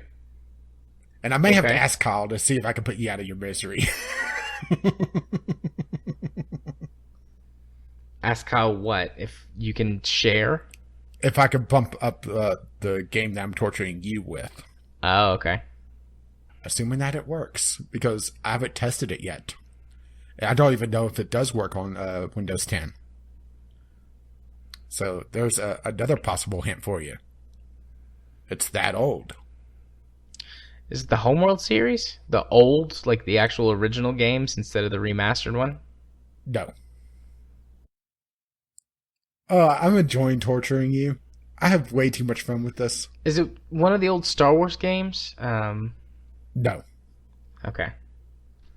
Do you have any other guesses? I don't know. I'll keep thinking about it. Go ahead and carry on with your stuff. And I'll just drive you even crazier. I've said part of the title of the game in the last 10 minutes.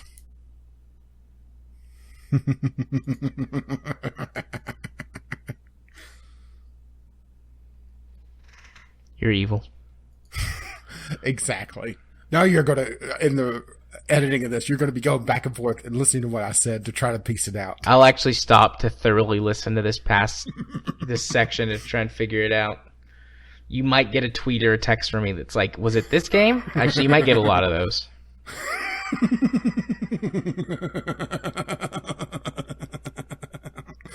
Oh, I love being evil at times. And if you wish to see me be evil to Jared in the next probably few weeks, depending on, I may have to ask Kyle if I could bump this up just to, torture you less. Maybe. Maybe. You can find me over at Gaming with Caffeine Rage, where I have 3 Let's Play series. Well, usually. Not this week, though, unfortunately. The Sunday Sampler, once again, not this past week, because, well, it depends on when you consider the week starting, because, Sunday. Some people consider the start of the week Monday. Not sure why you'd want to start on Monday, but there you go. And of course, the podcast shows up there Fridays, as well as its RSS feed, and as well as on Jared's channel. And you can catch me tweeting over at GamingofCR, where I tweet somewhat randomly, and sometimes it's even funny. Rarely, though. I mean, let's be honest.